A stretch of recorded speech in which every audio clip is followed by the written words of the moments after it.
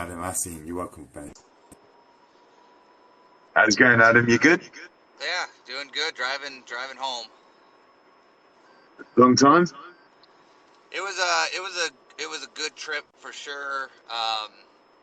Really really exciting stuff coming down the pipeline.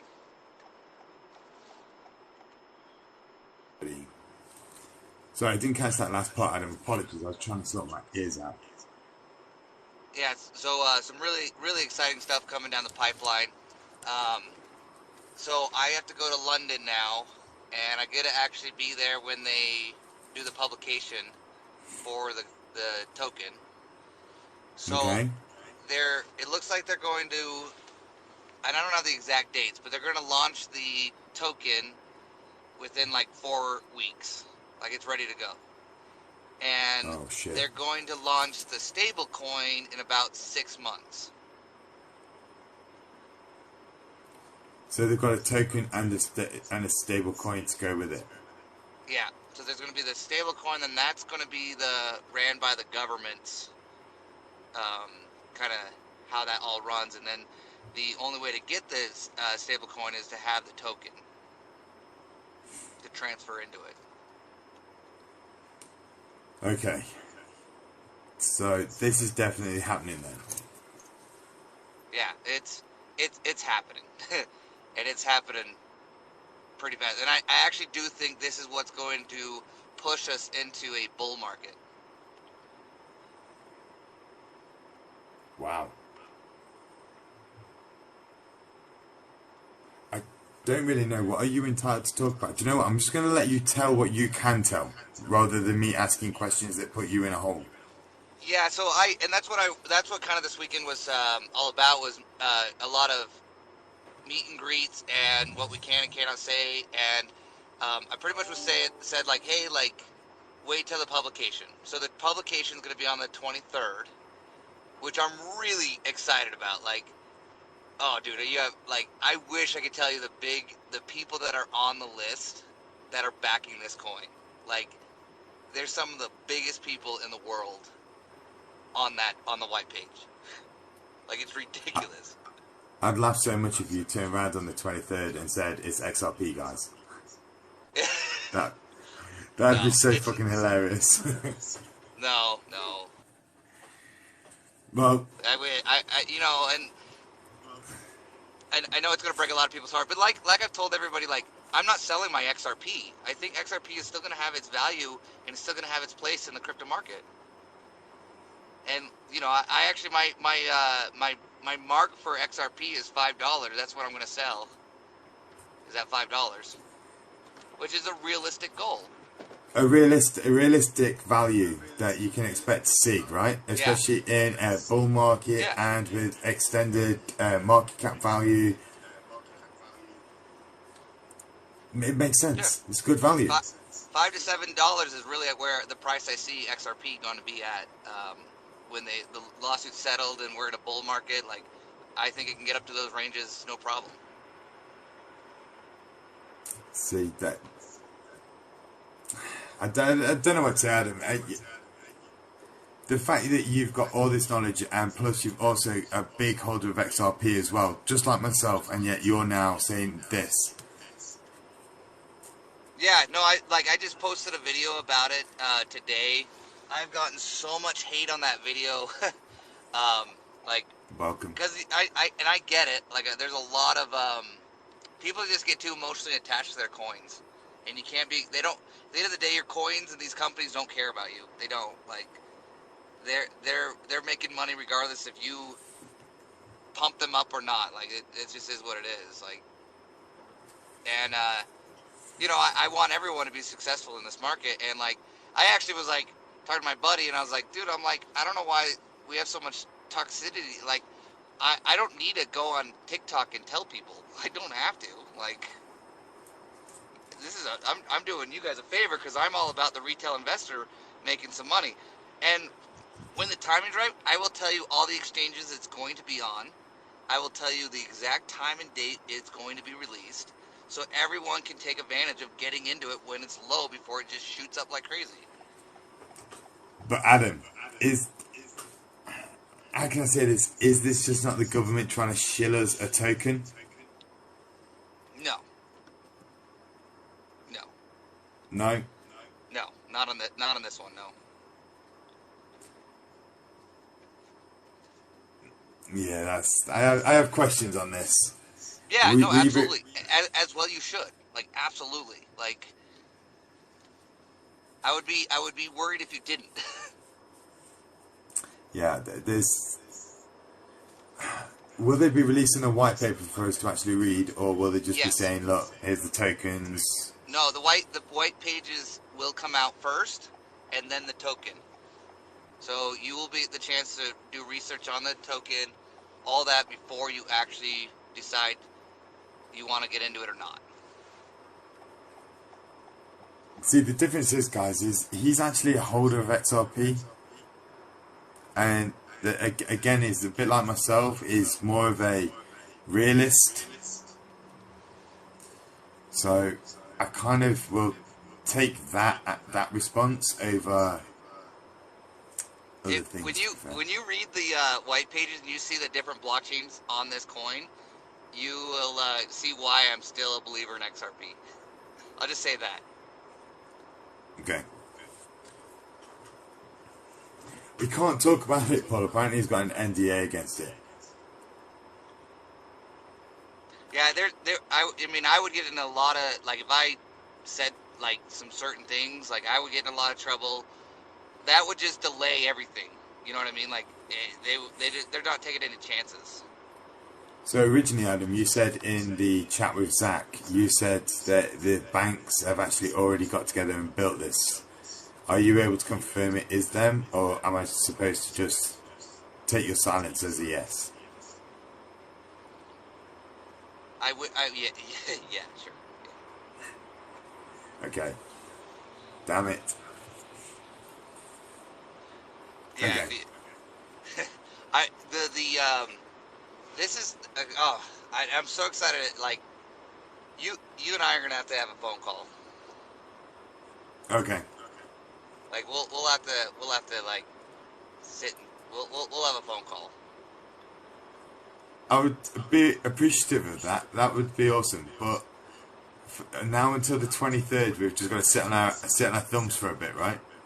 Yeah. Where are you from? UK, mate. You're going to London now, aren't you? I'll be there. I fly in on the 23rd. We got to meet up. I'll see what I can do, mate. I'm not in London, but I can get to London. Yeah, like it would be worth your time to go down there. Like, they're literally giving us a police escort when we land. Wow. Be interesting.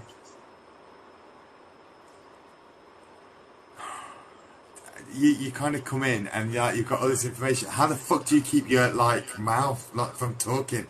I would be yabbering like. It has been so hard. I am not kidding. Like, cause I see all this stuff on TikTok and I want to be able to go, no, wait, hey, it's this and this. Here it is. Cause I have all the white pages. I have them all. Like, I've read them all.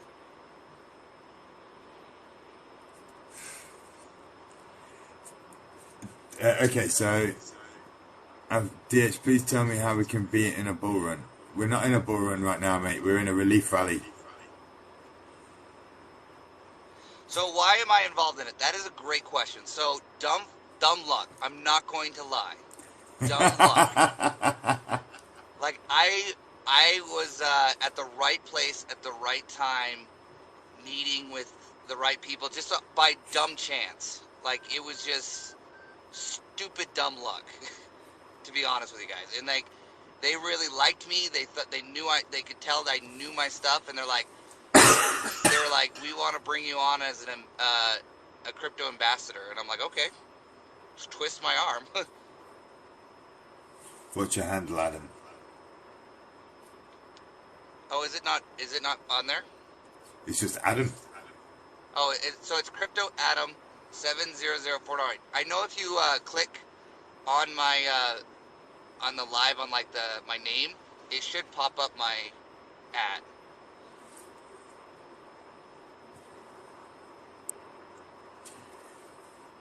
Yeah, it's Crypto Adam 70049. Yeah. Yeah, and Are you I'm gonna. sure you're not being played, Adam? Yeah, I'm positive. Like, if the high up government officials I met this weekend, yeah, I'm pretty sure. Like certain 3-letter branches. Light Pony, 50,000 new coin coming in. See, I don't know what to say. I really don't know what to say because I don't know what I can ask without getting you into trouble. So I'm kind of like, Well, I mean, obviously, if like you ask something I can't answer, I'll just tell you I can't tell you that. this is it a DLT that is going to be ran by a neutral company?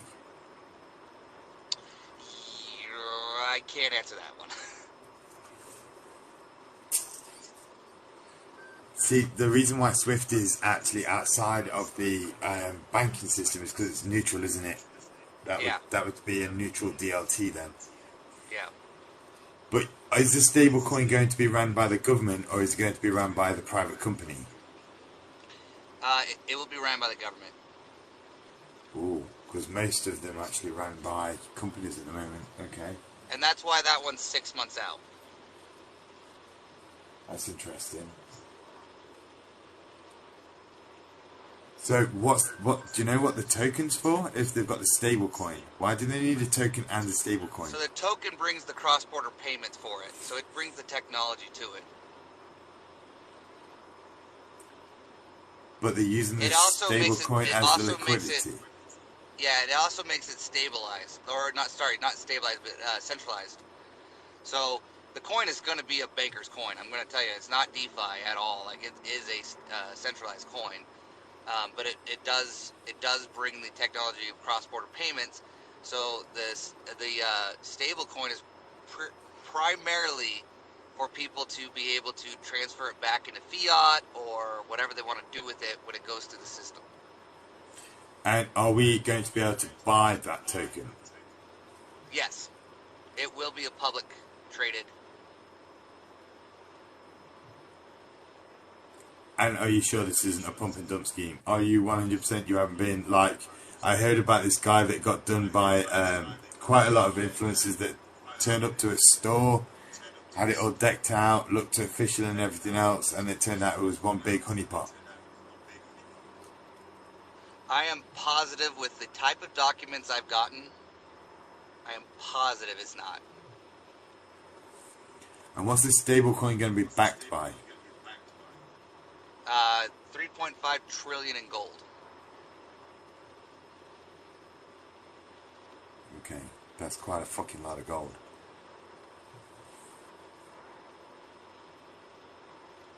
But it's 3.5 trillion in gold, but it's run by a private company. So yeah, but it's not. It's the stable coin is not controlled by the private company. Just the token.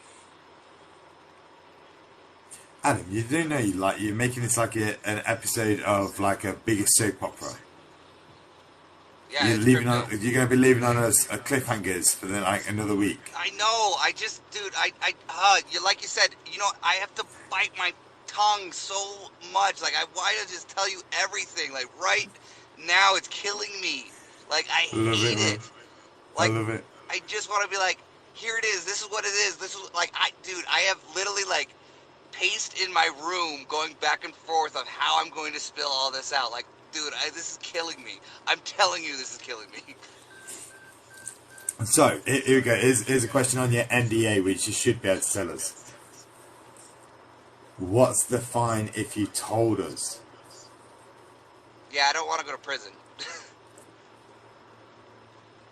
Okay, that's pretty absolute. Not only that, it would push the project completely in a different direction. I think it would push a lot of people's projects in a different direction as well, Adam. I think that if what you're saying is true and it turns out to be true, there's a lot of projects out there that are going to be shitting themselves. Yes. Especially certain influencers. wouldn't be surprised if most of the crypto companies know this is coming.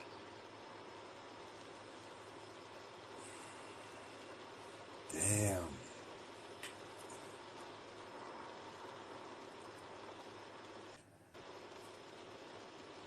Guys, in the chat boxes, have you guys got any questions? Here we go. 50 Cal's got some questions.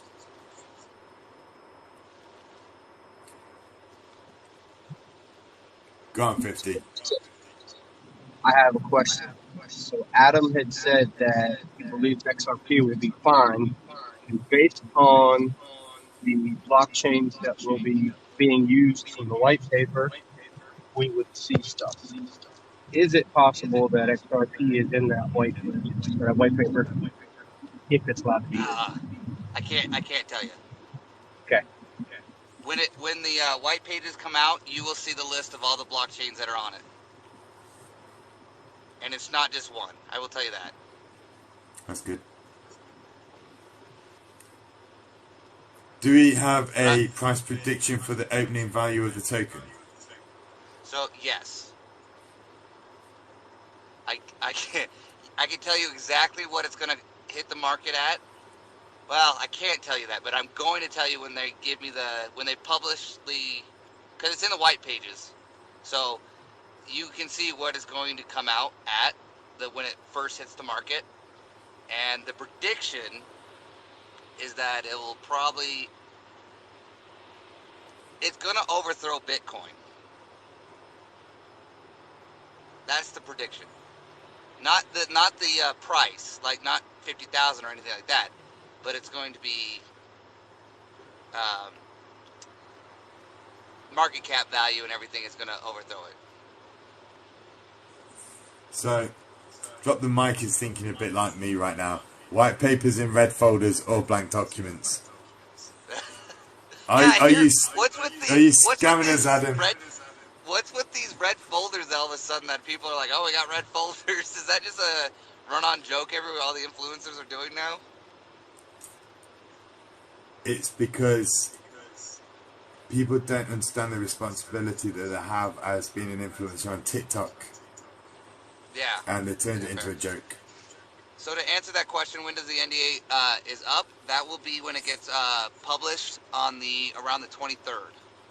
It probably the 25th is the exact date that the publication is going to go out. He did kind of just give us a hint of the price. I'm gonna say it's gonna be somewhere between $15 and $5.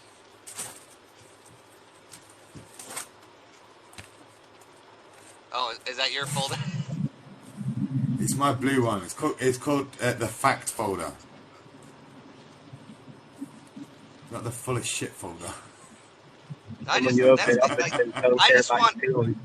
want the retail investor to have the biggest shot, just like all the whales do. I want them to be in the know, and that's the only reason I'm on TikTok doing this is because, like, I mean, I don't. At the end of the day, I don't care if people buy the coin or not. I don't care. Like, it's not gonna hurt my feelings. Like, I'm not.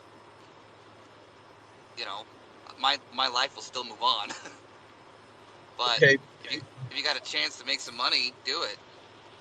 Are you able to answer if it's going to be on an easily to access exchange for just the normal people in crypto without having to go to Yes, it is. It is automatically going to go on I'll just say if you're thinking of the exchange, it's probably going to be on it.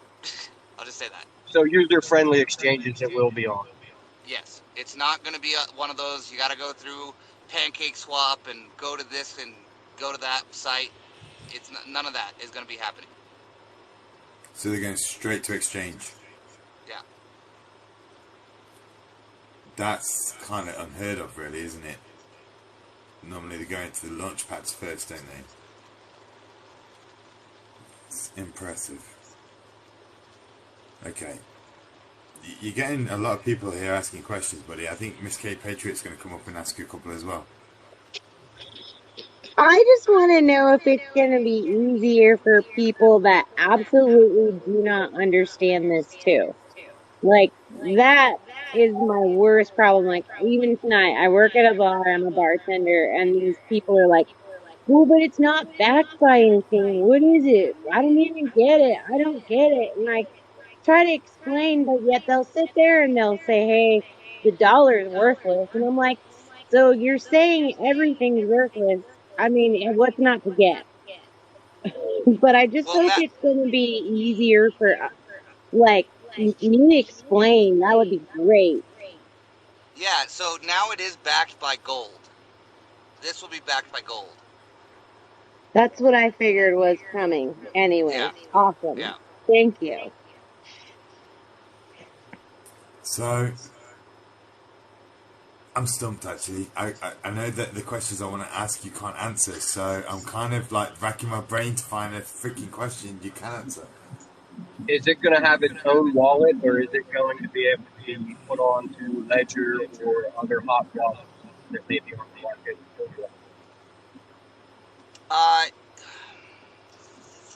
Not your keys, not your crypto, can't keep it on the exchange, correct? So that is a great question, and I won't be able to say that right now. So I mean, if you really think about it though, like guys, like the 25th is right around the corner. Like it's, you know, we're right there. Wait, And, what day is that? Adam? 25th. yeah. I got sent a message today about a particular meeting happening on the 25th. I think I'm going to have to get that day off now. I might be too anxious to actually work.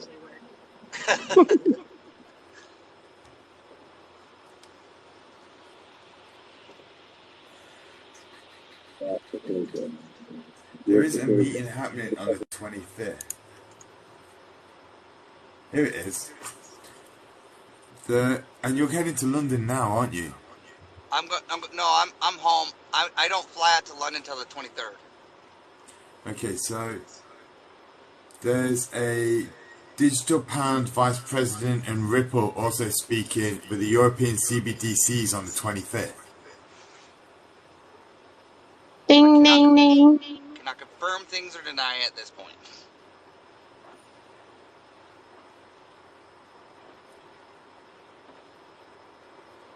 I've been asked to have a look into that actual meeting and to join that one. Okay, you've now really piqued my fucking interest for that meeting. Your views went up like crazy. Yeah, they just spiked like it's you, mate. Everyone wants to be Sherlock Holmes on you right now this minute. I hope it's going to be good for the ISO. Like, since that doesn't come till March, right? Maybe give some people some, like, you know, more trust, because I know we're having those issues in the community. Yeah. I don't know. I think the ISO is good. It just pretty much what it's done is made the Federal Reserve kind of say like, hey, we trust these projects. I'd say it does mean nothing really. But I wouldn't bank on just that. Right. Well, and the way I think about the ISO is like, you know, when they started putting chips in all of our debit cards, like there's a certain protocol that runs across credit card processing things. So Miss Patriot. you had to be compliant with that, right? I feel like Miss ISO is the Patriot. same. Miss Patriot, it's just ISOs are basically like, you know, like every single thing has a USB, and the same height, same size, same width, same way that you can't put them in upside down. They're the same in every goddamn computer, a wall outlet, and everything else. That's called an ISO standard. Yeah. So it just means that everything internationally, worldwide, complies to be exactly the same in a particular manner. That's what ISO is. And certain things don't need to be ISO standard within the financial industry. That's just a messaging service. Guys, do you mind if you guys ask Adam the questions that are going on in the chat? I do need to go to the toilet. I was not expecting Mr. Adam to join. Can you give me 2 minutes? I better, so I'm driving right now in a little bit of a snowstorm, so I'm going to actually probably get off. I will try to get back on when I get home. I got to unpack and stuff, but I'll try to get back on. Adam, please Drive do. safely. Drive safely, buddy. So give me about 20 to 30 minutes. I will do. I will do. I'll do it. Yeah, so I'll do if you guys go to my page, I did post a video today, kind of. I know it's very vague. I have to be vague. I apologize. But we're like a week away from everything being revealed. So please just have patience. I'm trying to get you guys as much information as I can, so you're all in the loop. Adam, I will plug your page right now this minute, and I'll show people that you actually show your face on your page as well. Yeah. So that's a big question on there as well. I'll do that right now. But all right. Drive safely, you guys buddy. have a good one. I'll jump on in a little bit. Say these, bud. Bye.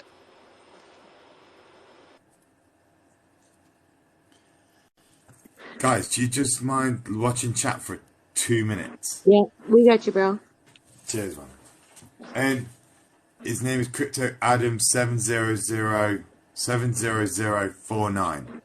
Yeah. He's got his latest video. I think it's weird that Dark Horse sees the names different. Is yours that way, 50 Cal?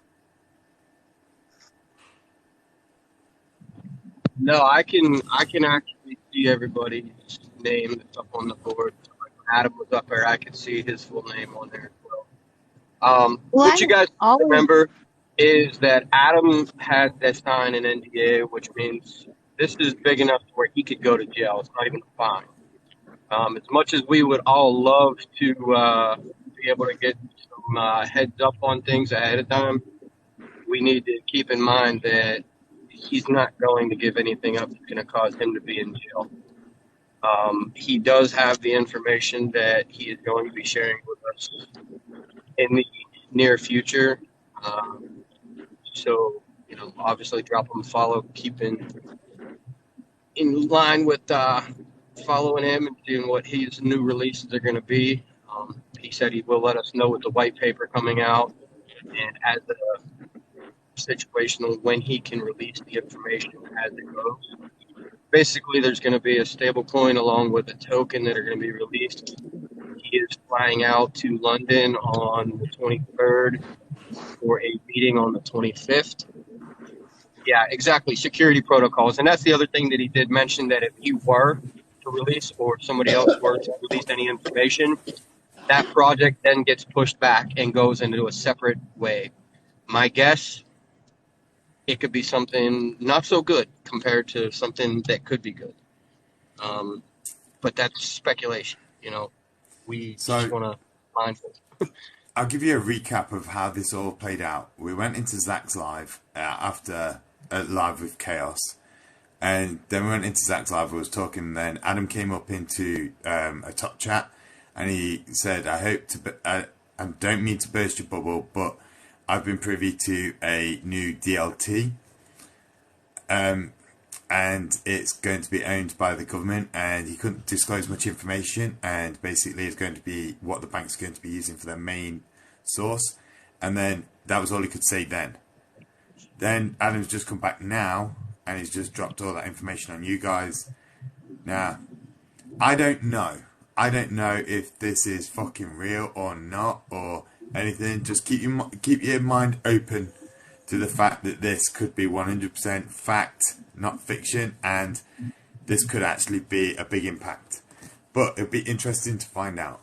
Be very interesting to find out. We all know stuff's coming down the pipe so stinking fast. We got that Yellen lady coming to speak on Thursday. I think things are just moving so fast. Like, it doesn't surprise me that they've already got it worked out. They've had so long, man. That's what is weird about what's going on in the USA, I think, is that we don't have any regulation. And this whole thing's like the biggest clown show, man, with FTX and all, man, it's just weird. I just, There's you know, it's too weird, right? Like, does that make sense? It's too weird for me. FTX isn't going anywhere. I'm telling you now, FTX is not going anywhere. You guys, Well, did it's you not see going that they anywhere. just brought his dad up? He had his dad lawyered up because his dad had given financial advice to him while that was all going on. I saw something earlier. Yeah, but FTX as the company is going to be absorbed by Silvergate. I'm telling you now, and it'll be rebranded, renamed, and it'll be pushed out as a different entity name, but it'll still be FTX under the hood. The So thing a lot of you guys, that's they, go ahead. they won't want to get rid of that. Trust me. FTX US is still solvent. FTX Japan is still solvent. So that is not going anywhere. I'm telling you. With along Don't the be line surprised. with what Miss K was saying. So yeah, it does seem a lot like fast. Everything's kind of pushed on us. But what you guys need to think about is a lot of this stuff has been in motion longer than what we've known. For the simple fact, they're not going to tell us until it's ready to go. So to think that they just blindly came out and they just rushed something together is nonsense. No, no, no, They've no. been working on that. Adam said they've been working on it for like since, because I asked him how long in that live with Zach, and he said back in 2018, I believe, 4 years from the date. So back in 2018 they started this. Because what I wanted to know was, because I was very, very surprised by Adam's, because Adam's always been an XRP believer and XRP holder, and when it came to my live I was talking about XRP. It was a great conversation that we had, and when we was in Zach's live I was like, okay, have they started building this from the minute they went into the court case? Because I was thinking, could this be the reason why they put XRP into the court case? But apparently this has been building since 2018. So they've been building this project since 2018, before the SEC got involved with Ripple and the court case itself. So Hey, we know that the whole SEC court case is not the reason why the SEC have done this. you want to do a deep dive? I had an idea. We able to Great, see fucking. we able to see who is all invited or on the list to go to this. Obviously, he can't confirm nor deny, but you said you've got information that said about the Digital Pound Foundation meeting up on. The 25th, yeah. We able to see maybe an invite list or maybe attendees or anybody that's got that scheduled in their books? I just feel like, I don't know. Because technically, if we're doing our deep dive and we're not asking Adam for any questions, then technically you're not really getting any information. So he's not breaking any protocols. He's not This breaking is Yeah, any. we why can do the work ourselves. this is why I like you, 50. You're thinking, mate. I'm up for So that. I mean, Let's he do it. couldn't. He's not even in chat right now. So it's not like he brought the idea up or even hinted Do you around know at what? anything. So I brought it up.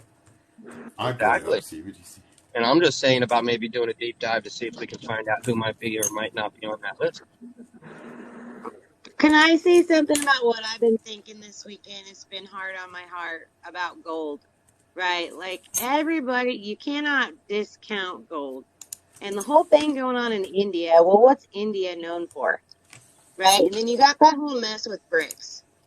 And then you got Russia. Actually, if you think about it, Brad Kimes did a video, I swear it was like a year and a half ago, where Russia had denounced the SWIFT system. And then when they finally put it on American news media after this whole thing with Ukraine came, I was like, dude, I knew that. I already knew that. And then Russia's like the first to talk about gold in the crypto space, like in the media. And I'm just like, this gold thing is huge. Plus, gold, if you go look at its history, it almost hit 2,000 this weekend, you guys. That's like all-time fucking highs. Excuse my language. Do you know what though? In Zach's live, I had this question, and it's a simple one. If gold was valued at $30 back in 1930, right? They bought it back at $20 and sold it at 30 with a 50% markup, right? At $30, what's the price of inflation versus a value of a loaf of bread? So how much was bread back, or pick any sort of everyday item that you could buy today, and then see the exponential growth in value of gold. where's that value actually come from? Because if only 11% of gold is actually utilized in electronics, and because that was the maths that I was showing the other day, 11% of gold is actually utilized in electronics. Where the hell is the value of gold actually coming from? Is it its rarity? Is it its ownership? Or is it because up to now, for the last 10, 15 years, Russia's been absorbing gold, China's been absorbing gold, everybody is buying gold around the world at the moment to realign their The reasoning behind currency that, to gold. the reason behind that is we consider it a rare earth mineral, like a rare mineral. So that being said, you can kind of put your own price on it as far as anything. It's what the next person is willing to pay for it, right? So So that is what the strongest thing we have it's the greater that fools we theory know. with gold then running right at the moment, right? And it was in a live with Parabolic, and he said, looking at his charts, it could actually go all the way down to $1,100. Gold is currently exponentially growing to a position where it cannot retain its value. I mean, it's like anything in life. It's what the next person is willing to pay for it. If it's more valuable to somebody, right now, that's what we know as. That's what we've used as a backer for that because of, at the time, its rarity. But if But you you've got look at the mine I hear you, but there's $60 trillion worth of gold that's just been found in Africa, right? in Africa, I was just going to say that. And I brought up the question the one time, what's going to happen to the price of gold when that comes out of the ground? You are Well, now taking supply and demand, and you're basically doubling the supply. exactly. It's a bit like the diamond fiasco, right? If you lock away all that gold and you make sure that it's rare out there in retail, it's exactly like diamonds. There's one area, is it JP Morgan, or it's one of the big banks that actually own all the diamond supplies, right? And they actually maintain the diamonds. And now you've got lab-made diamonds as well, and yet they're still retaining the value. Well, the lab-made diamonds aren't worth as much. Lab-made I look diamonds at you can it. use for I carbon. look at it a But little the different. gold to me is, it's at a price now that isn't sustainable. Well, And technically, if you you could think, say that it is because including inflation back in that time, like I heard Zach talking earlier about taking like the price of gold now, and if you had that money back then and buying how much gold you could buy. Well, you're looking at what did a Model A Ford cost when it first came off the line, right? A brand new car for that, which was top of the line, everything, and it was the first of its kind. It wasn't very much money. So that $20 to them was like our 2000 now. You see what I'm saying? Like the evaluation that you have from then till now, it's not really changed. The prices have gone up, but so has everything else. So it's but keeping around the same value. so your resistance or is it resistance or Your resonance? resonance. Your resonance. Go on, bud. What's your Hopefully, thought I will process? resonate with you, Dark Horse. Go We'll on then, see. buddy. Thank you for Go on, letting me buddy. up. And hello, guys. I came in a little bit late to this party, so I just wondered if you could do a quick recap about the coin that Adam was talking about. What's the utility? Is there something new? And what will the implication be to similar coin? Okay, so we don't know, and we don't know. All It's right. Basically, yeah. Yeah, All, and then all we're we leaving that, right? all we We're got not was So, talking yeah, so about let what me we rephrase my know. stablecoin. question. What do you know? Now, correct me if I'm wrong. Did he not say that the only way to get the stable coin itself was by purchasing the tokens themselves? See, yeah, this is what I don't get as well, because when you look at a DLT, you only need a token, right? And the token ODL, if we just strip back any XRP, XDC, or XLM, the liquidity is generated by the actual value that's been put into the actual token itself, right? But I don't understand why you need a stable coin to run a DLT. Because he's saying that that's Because, now backed by gold. So that whole BIS thing that you had to have a 1-to-1 ratio or a 1.5-to-1 ratio yeah. per their But readings again, in the but paperwork. that would be the token though, wouldn't it? That would be the No, token that because you've got if to you look, purchase to run through the DLT. If you well, think about it's how a not a DLT works, CBDC. though. If it's a CBDC, right? It said CBDCs will not be included in that. But if it is like a blockchain technology, like say for instance, even with Ripple, right, with XRP, the initial coin they would be broken up into sectors. Only time it would not include anything is if it was a CBDC. See, CBDCs were excluded. they were excluded out the crypto asset framework by the Basel 4 crypto asset report, right? Mm-hmm. So this would be a CBDCs were kept out, CBDC. but stable coins were kept as a 1A or 1B. But they were classed as 1B if it was a 1-to-1. 1A was classed as hyper reserves. But when Which you their break it down, 1-to-1 would be the gold backing. exactly. So it's not excluded from that Basel documents. It's 1A or 1B.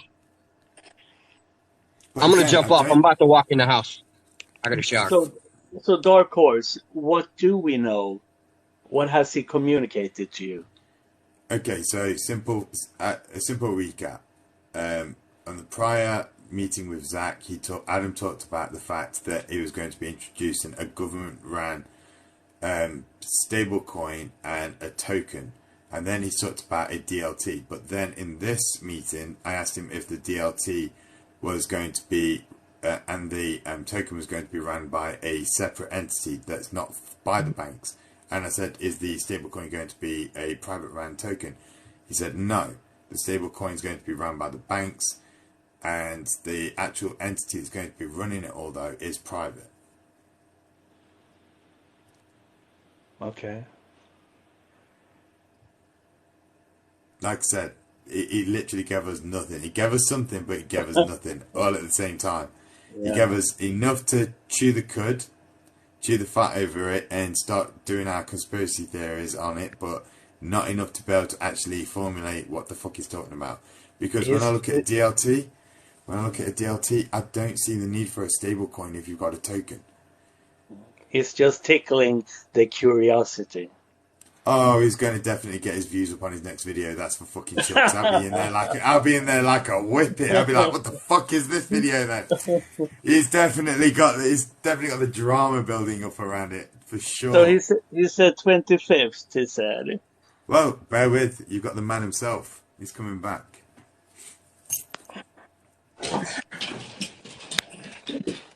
The man himself. Yeah, hey, so I just got a phone call from the director of the coin.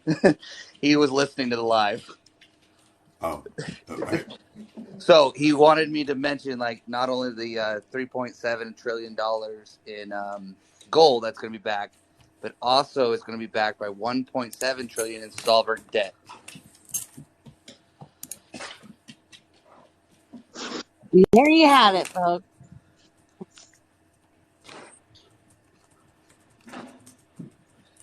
So he said I could say that. But they're definitely listening to your live. Just FYI. Adam, we are waiting and hoping your tongue will slip a little bit. I know, but like the fact that as soon as I got off the live, they gave me a phone call saying, "Hey, you're doing fine. We're listening to what you're saying. You're good. Just keep it to what it is." 1.7 trillion of sovereign debt. Who's sovereign debt though? I can't Europe. tell you. It's Europe. It's got to be Europe, man. I wholeheartedly believe multiple in Europe. I mean, sovereign debt could be bonds, right? So you've basically bought some of the sovereign debt bonds to back it with the overall value. Okay, so sovereign debt. So he just messaged me saying the sovereign debt includes the U.S. Treasury and foreign countries. So I pretty much they just gave me the thumbs up that I can tell you that. Wow. Fuck. I hate you sometimes because now that my brain's I'm going to be Googling the hell out of this. I want to go to bed in about 2 hours, but I'm not going to be able to sleep. I'm going to be still Googling for the next 5 or 6 hours until my brain stops. Damn, son. Damn. Why are they even allowing you to even talk to us though? Because And I made it very clear that, and they agree with me on this. This isn't for. It's not a. There's a lot of talk about um, generational wealth. Everyone's gonna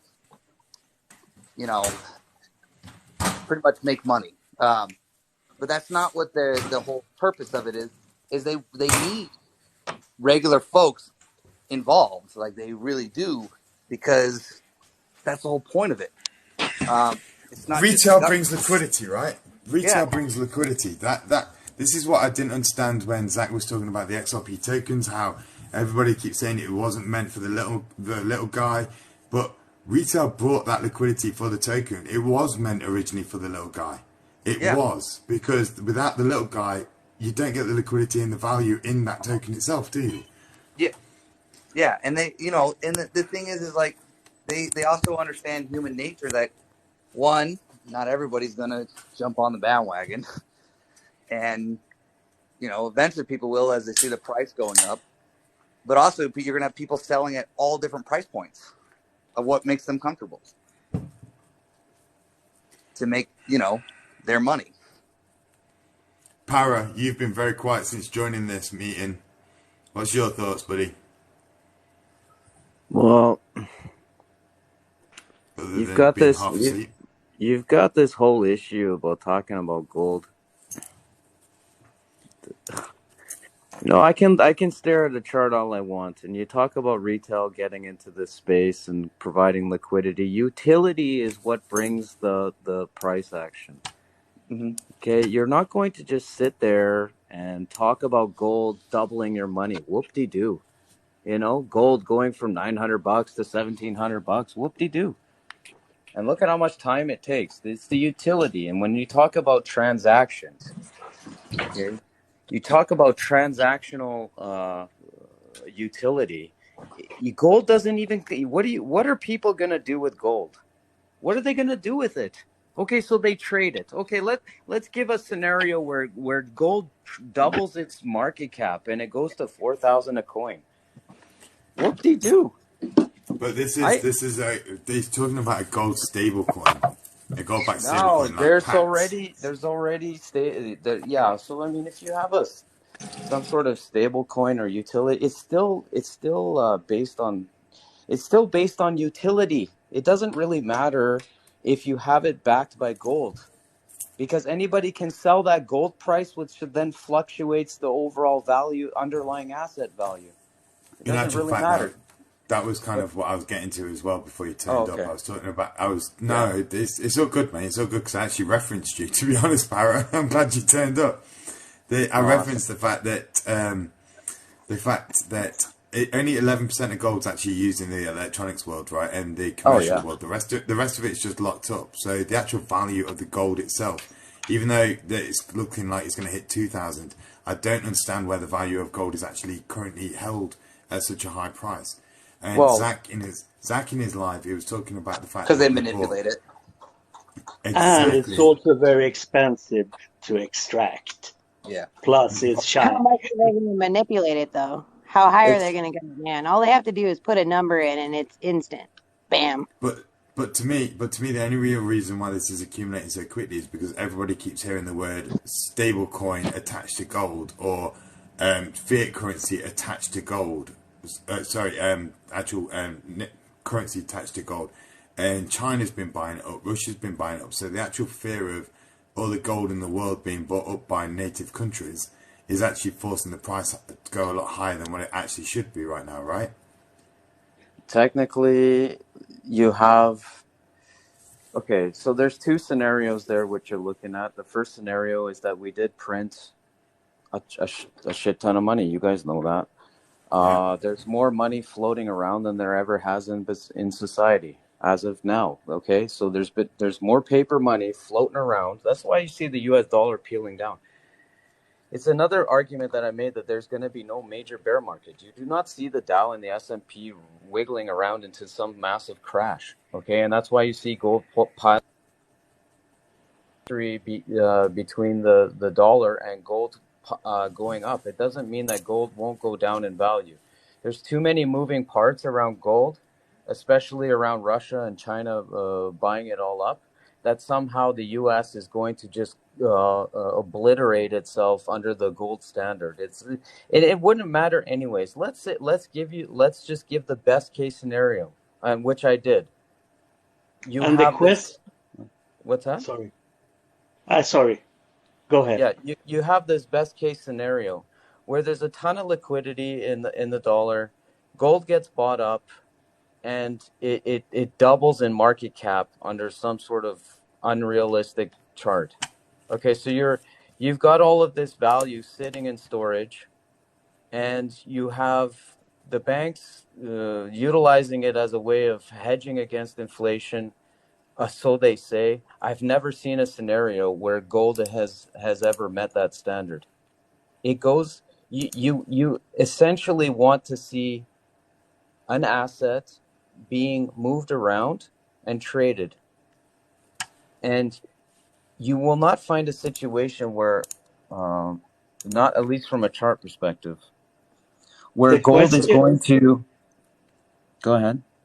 the question is if the market wants to have a stable coin that is tied or pegged to the gold, because what's relevant is uh, the fiat currency, because sooner or later you need to make that exchange to fiat. And I'm reading here. I was looking at government bonds, and there was a news article from CNBC where they say Tether claims its stable coin is now partially backed by backed by non-US government bond. Okay. And there was another article that US patent granted to stablecoin concept backed by government bonds. So This is going to be a new trend though. There's a lot of coins coming down the pipeline that are going to be backed by something, whether it be oil, uranium, minerals, all sorts of different things are going to back them now. Yeah, whether or not it'll be a stable coin that is issued onto the exchanges or a central bank digital currency has yet to be debated. If they're talking about a stable coin, good. That gives more validity to the stable coins, right? So you're going to have even assets like bonds. You'll have real estate. You'll have all sorts of instruments to help back up the stability of a digital currency. But in regards to utility, I don't know. Everybody makes a big deal about gold. I just don't see it. I don't know. Maybe it's like, I think if anything, it brings more people comfort into the market knowing it's backed by something. yeah, of course. There's always that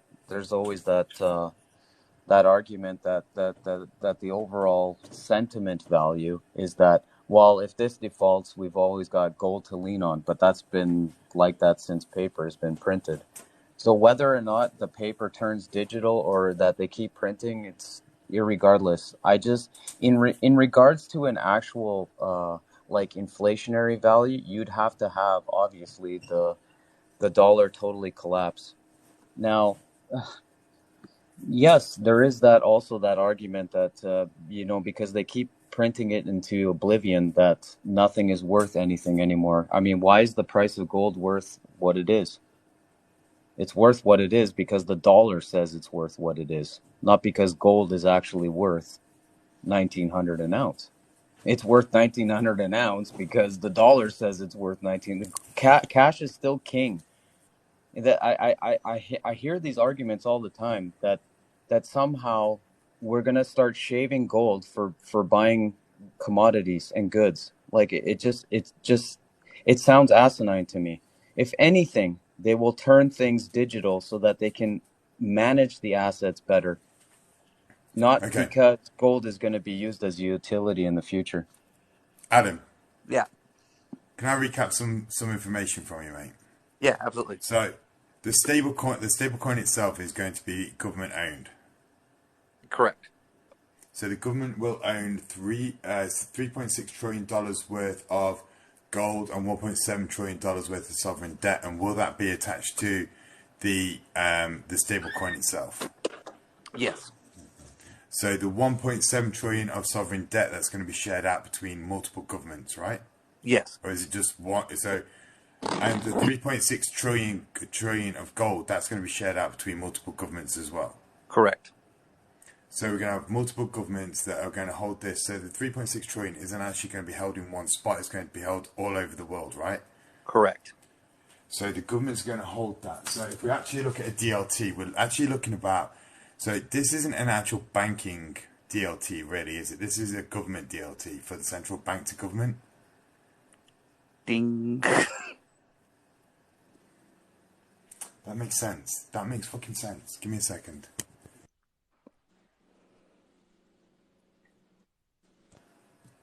Sorry, I'm using my whiteboard. As you can Yeah, you're tell. good.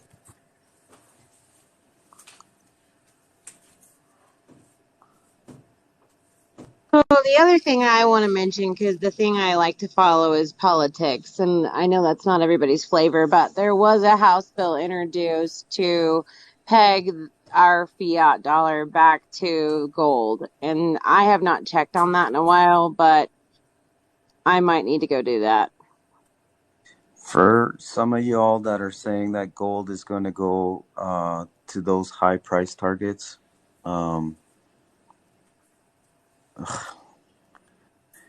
you have to do a lot of math work to get it worth 18K. Okay, so like the thing is that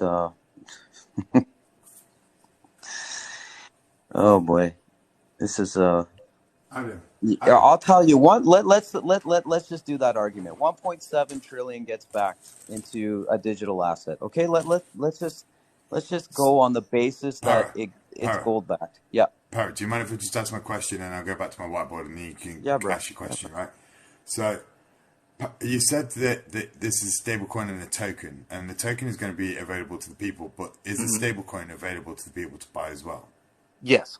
But the only way you can get the stable coin is you have to get the token, and that will be the only way to get the stable coin is you have to transfer that into the stable coin.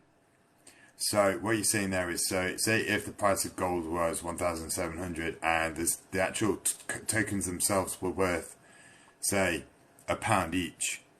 So £1,000, £1,700, and the tokens were worth £1. You're basically given a burn function to create the stable coin. Yeah. So there's a burn function from the token itself. Yeah. Okay. But this is a DLT as well. Yeah. Okay. So go for it, Para. Yeah, no, I mean, in regards to, looking at your... I just got to say real quick, I love the Star Wars background. That's pretty badass wallpaper thing. Cheers, buddy. All right, sorry, Parabolic. Go ahead. No worries, man. If we go to the Dark Ages, for those of you who are holding gold, may God bless you. I just don't, like when I see a $1.7 trillion market entering into gold, it's like we saw that last summer in Bitcoin in literally 1 month. It was a 1 month trade. So if there is a stable coin or something that's being backed by bigger assets or assets that already have a huge market, and nobody's just going to be offloading their gold because nobody's going to be buying it anyways. Can that create some sort of stability in regards to protection? Yeah, that's, it's all good. But again, 11% of the world's utility, 50% of it is complete vanity. The rest of it are stored in banks. I would like to see people go into and creating an extra, say, $20 trillion into gold to double its value. Not going to happen. Not going to happen. If you look at the historical chart of gold, you see that it is still on a pretty high level. It's extremely high.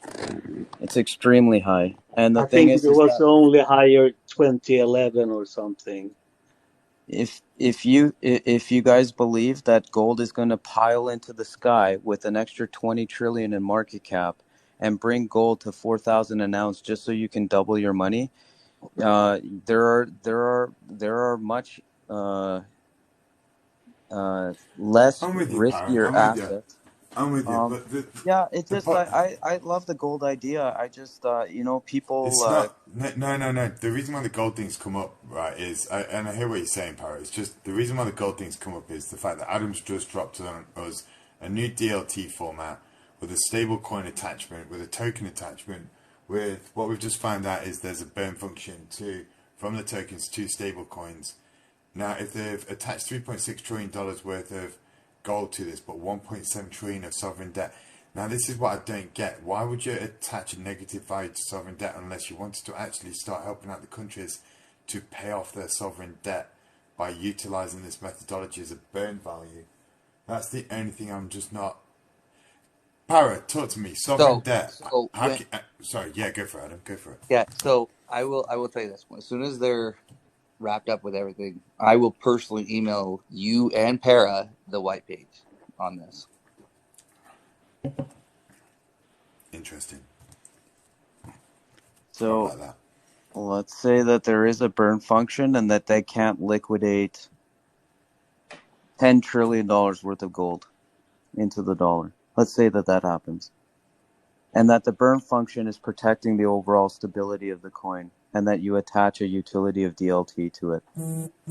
You're still not getting the investment that you're looking for in order to buy commodities. You are not going to eat gold.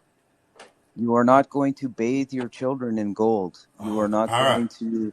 Para. I hear what you're saying, mate. I hear what you're saying. But Gold is, let's yeah, that's not how the world thinks like you do, Para. I get it. honestly, we understand it, mate. We're trying to work out what Adam's got without actually Adam telling us what we've got. So the aim of the game today, mate, is I hear what you're saying as well about the gold thing, mate. I'm not I'm not saying what you're saying is wrong.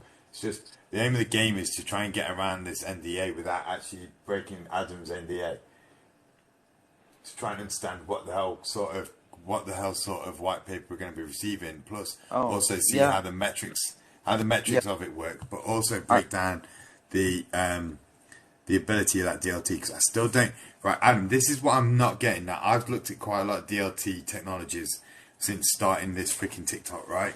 And when I look at the DLT itself, I don't get the tokenomics for the tokens running through the DLT and this stable coin, unless you've got like an algorithmic breakdown for liquidity as it goes through the DLT to actually use the stable coin as a separate function ODL. Yeah, so I can't go into it, but it is explained in the white page. Yeah, I don't want to wait for the white papers. You're fucking leaving it too long for me. My brain can't handle that. I got an OCD for this shit, mate. Once you get me started, that's it. Does my fucking head in. Adam, so what's the deal? There has to be an NDA signed on how the DLT is going to perform against gold's price action. And you don't have to there are already assets you can buy on the crypto market right now that there are native tokens that you can hedge with gold. You can go look up many projects like that where they talk about they don't just buy gold, they buy a whole bunch of assets in order to make sure that the actual coin's price is stable. Right. So if there is a DLT attached to it, obviously there is some sort of. You're right. It's no different than say like Terra Luna, where as long as there is not this huge dump on gold, that the liquidity will stay intact and that the algorithm will measure the actual overall price action of gold, and that people will be able to basically utilize that or hedge against it for either derivatives or borrowing against it or so on and so forth. Now, having said that, if that is the case, at the end of the day, they're going to end up maybe increasing the overall price of gold based on that stability. There could be that. And could it have long-term utility? With such a large market cap, I would see how that could be definitely beneficial. Anything that has a large market cap like that could definitely provide stability. If the algorithm is set up properly. I've never seen an algorithm ever built, and I'm kind of into algorithms. I've never seen an algorithm built where it can actually day-to-day monitor price action like that. So Yeah, but especially on you've the got. derivative market. I'm going to go on the assumption, Adam, that this company's got an AI aligned with the actual stability of that ability. But I'm more interested now on foreign countries. What are we talking Adam, here, Adam? Adam, are we talking a currency basket to that will be the stable coin since you're talking about different government debts? Well, that's got to be a definite currency basket for the Yeah. 1.7 trillion of sovereign debt, right? Yeah. There's no getting around that. But it's more to do with which foreign countries are we talking about here? Are we talking about the EU, or are we talking about specific NATO countries, or are we talking about I can't tell you on that one. 1.7 trillion of sovereign debt is not actually a lot of money, though, if you think about the sovereign debt itself. So It's not, no. it's not. I mean, But and they can obviously, that's not hard to change. $235 trillion $235 trillion of debt is the current US total asset, including assets, right? And the actual amount of debt is 195 trillion. Well, sorry, the amount of worth for America is 195 trillion. So there's 235 trillion of debt. So to actually say 1.7 trillion of sovereign debt is not actually a lot, and the government's definitely signed up to this. Yes. I don't think they had a choice.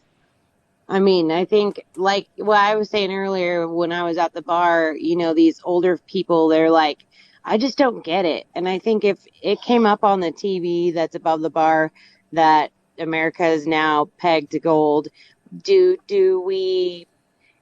it come in at the current rate, or do they pick a new number? That's because I see that happening.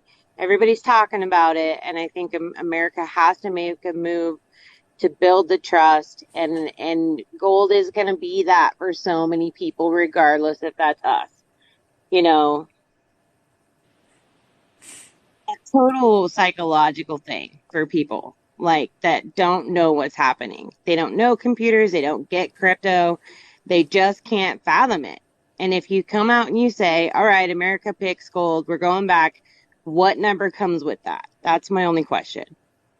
So the number that would come with that would be the amount that the banks allow out into liquidity. So unless they take those bars of gold and start shaving them into coins, which is never going to happen, you're going to get basically the 1 ounce for $1. I think you guys are missing the point. And Para, I hear what you're saying, mate, but it's totally different kettle of fish what we're trying to do here, mate. So if you actually think about the escrow accounts attached to the banks, right? The escrow accounts attached to the banks are there for the liquidity of the actual value that's being transferred from one bank to another. Now, if we take out the fact that this is banks, this is governments. Now, the governments will be transferring from the banks to the central banks themselves. Now, what we're saying here is the $3.6 trillion worth of gold. I mean, we're saying $1 trillion worth of gold, but it could actually be like what Resonance was talking about there. It's a basket of values, right? So we'll just call it dollars for now. 3.6 trillion of dollars worth of gold. But if you think about other central banks that are going to be allocated in that could be 500 billion in one bank, 500 billion in another. Exactly like the escrow. I'm trying to strip the knowledge for the XRP system and strip it down to the government and the central banks themselves. So the central banks will have all of this as assets inside of their holdings in their Vostro accounts or fucking escrow accounts, right? They'll hold them in the escrow accounts to be able to transfer backwards and forwards with. So they've generated their own liquidity. But I just don't get the stable coin itself, because the value of XRP generates the ODL. But if I also hold 1,600, I also get a stable coin with a burn facility. So I've got the ability to... Adam, do you know how many actual tokens are available? I do, but I can't say. But I will say that the number that they have right now is not going to be the number, because they are going to do a few burns. Okay, so it's out of interest. With the minting ability that you've got and the way that the company is actually doing this, are they going to be like minting and holding in escrow, or are they just going to be releasing in total circulation? It's going to be a mixture. So there is going to be escrow accounts. That's interesting. But I don't think my brain can actually comprehend the... I think the stable coins are sidechain, right? A sidechain to the actual DLT. I think the tokens where the DLT actually will run, I think the ability to burn the tokens after is just like, if you're holding them, you can convert them to gold and burn them off. And therefore you're now holding gold and you're now... But I think the stablecoin itself is not relevant to the DLT. The DLT is pure token ran, and the ODL itself will be ran based on the token value. And you're going to be basically using the ability to get the retail guys to then buy this token, prop up the value to create the ODL. I mean, I call it on-demand liquidity, but it's really just liquidity of the actual token itself is running through. But each bank's going to have the gold sitting there as secondary reserves, right, to be able to take out of. Dark Horse, I will just say you're a very smart guy. Okay, I'll stop asking the questions, buddy. You're good. You're good. Dude, you have no idea how hard this is not to just be like, here it all is. I can't wait for the white paper, but my brain can rest easy now. If it's close enough, it's close enough. So, I'll leave it there. you're able to send a white paper without signing the NDA? Like, how is this functioning, Adam? So I had to sign the NDA before they sent me the white paper on it. Okay. Yeah, they would. You're not actually going to send me the white paper. You're just going to send me the NDA. No, I can't do that. I'm saying when they make the publication, I will personally email you the official white paper of it, so you can dive into it. Why did they send you the NDA and nobody else? Is it because what criteria did you have to meet in order to get the NDA? Dude, you never heard the saying, it's not what you know, it's who you know? Well, that's what I'm saying. Like, I'm hearing that a lot at the moment, especially with I know a lot of people too, Adam. You could easily send me the NDA. It's not going to affect the overall project. I'll ask you for the NDA. Correct. I mean, but I don't have that authority to do that. Okay, put me in touch. That would be sweet if you did. Put me in touch with the people that have the authority. Okay, I'll talk to them. I'll give them a call tomorrow and see what they say to that. If you can, like, if you know somebody and I know somebody, I can send you NDAs on projects that I'm working on too, right? And the thing is that, like, at the end of the day, like, signing an NDA is like, it's no stipulation towards whether or not the project gets invested in or not. They already have their backers. If they're looking for a call out or some sort of way to expand the project through you, you could make that the argument for pretty much any influencer if that's what they're looking to achieve. If they're not, there's no point in sending me the NDA. I think it's strange that they'll send you an NDA, but like, you have to know somebody. No, it's not necessarily that. So the whole thing is, like, they didn't get me involved because of TikTok and because I'm an influencer. That had nothing to do with it. That was just kind of I guess you could say, a bonus for them. But I was brought on because I fell into some meetings on a different role I had. And then when they found out how knowledgeable I was in crypto, they decided to change roles for me. Okay. And then it kind of just snowballed from there. So, like, when you say roles, like, you actually have a team of programmers that are setting up the algorithm, or like? Yeah, all that's this has been worked on for years. Okay. So the chain and the tokenomics have already been created. They give you an NDA for It's obviously. there's pretty much, it's because of the certain, how do I put this? You're right, though, Adam. You're right. Not to talk about your actual NDAs and contracts, because I don't want to put you under pressure, mate, while I'm live on TikTok in front of people. So I just want to move away from that. You two talk it out in messages. Yeah, But I just Parabol, want to talk we about... can talk offline. Yeah, because I think that's a conversation between the two of you needed. I just want to come back to the fact of that if we look at what you said, there is a reason still for XRP then, because XRP is the banks and this is the central banks, but it does kind of nerf the amount of assets that are going to be running through the XRP. So it kind of takes away all the money in general, because it won't be all the fucking money, because the governments will be doing this methodology and therefore it'll only leave it for the bank-to-bank transfers. So that's why I'm telling people, like, I'm not selling my XRP. Like, yeah, it's still gonna have its use case. So Yeah. it's still got its ability. It just nerfs that whole bullshit that I've been asking for facts for. Yeah. Okay. Yeah.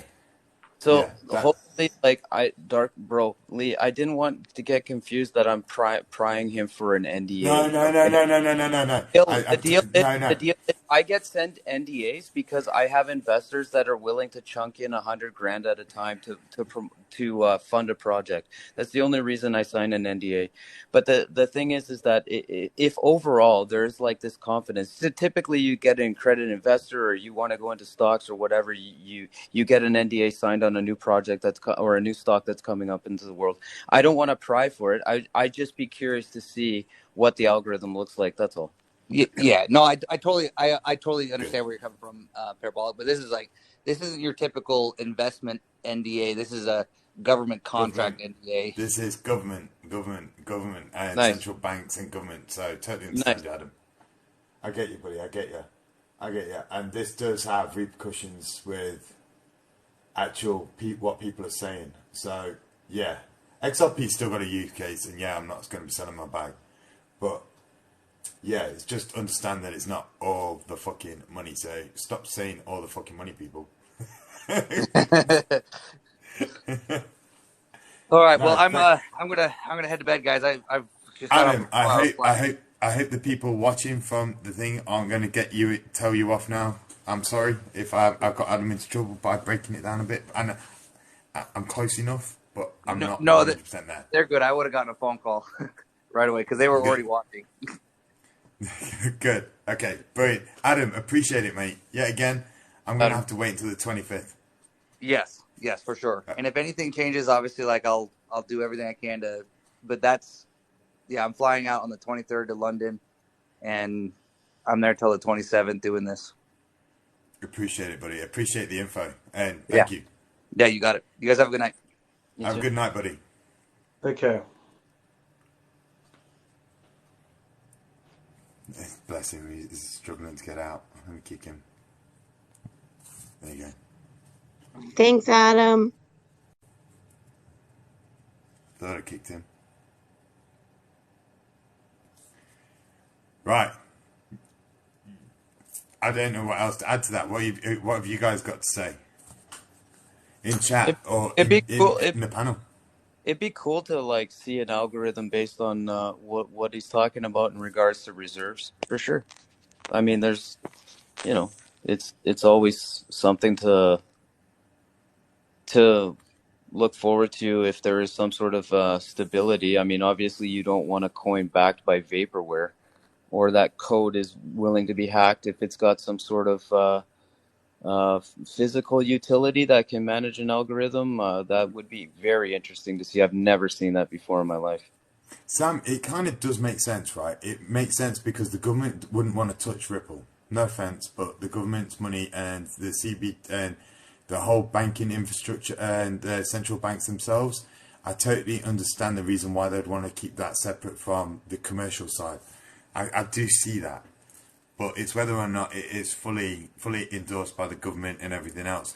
But at that 3.6 trillion of gold isn't that much really when you think about all the central banks.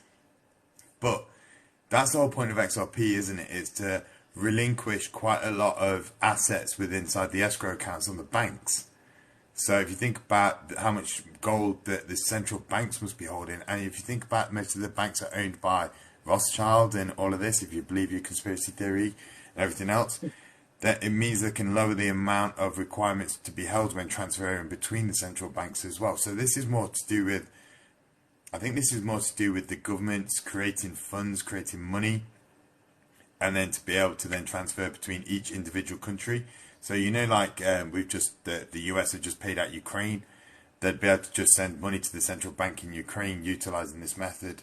I mean, I'm just spitballing here, guys, but I'm just thinking on a wider scale because I haven't seen the white paper. I don't know anything about it, but looking at that for an understanding, I see that as the true calling for this, which then takes away the whole XRP movement of all the money is going to be from banks to central banks to banks. This is going to limit XRP, XLM, and every other DLT just to the banking region, the banking sector, not the central bank sector.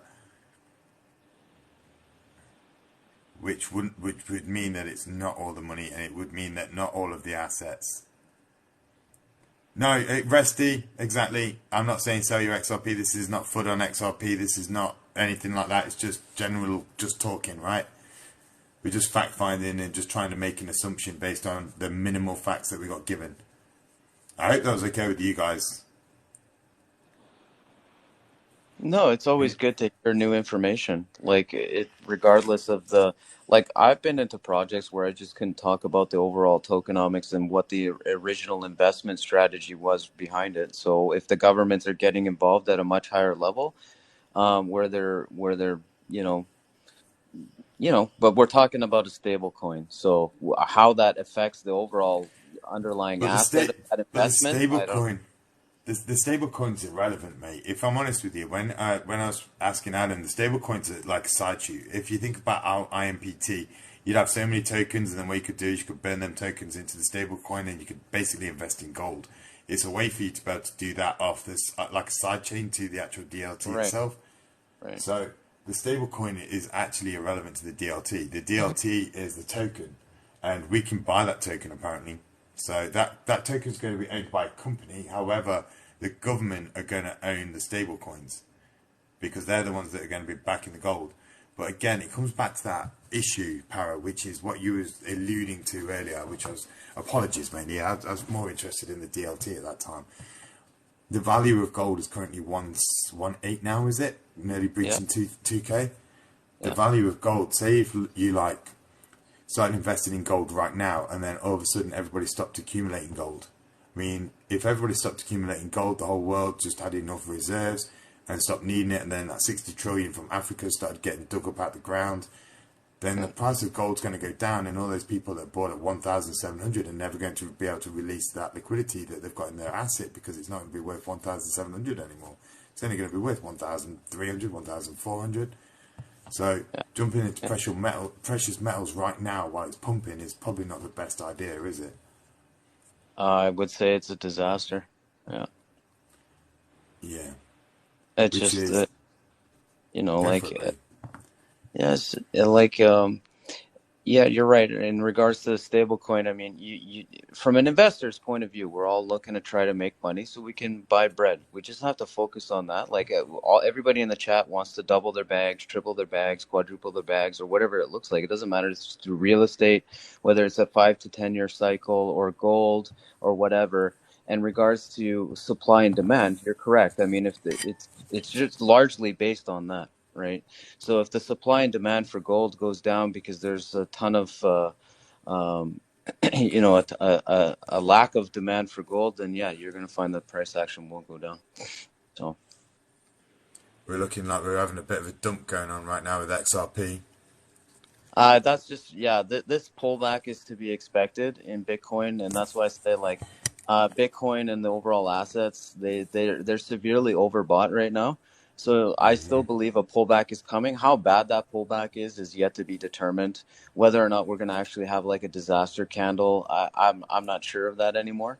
So there's relative strength everywhere around the market, and so people that's saying we're going to go into a massive recession is also just a silly argument, as gold is going to $4,000 an ounce.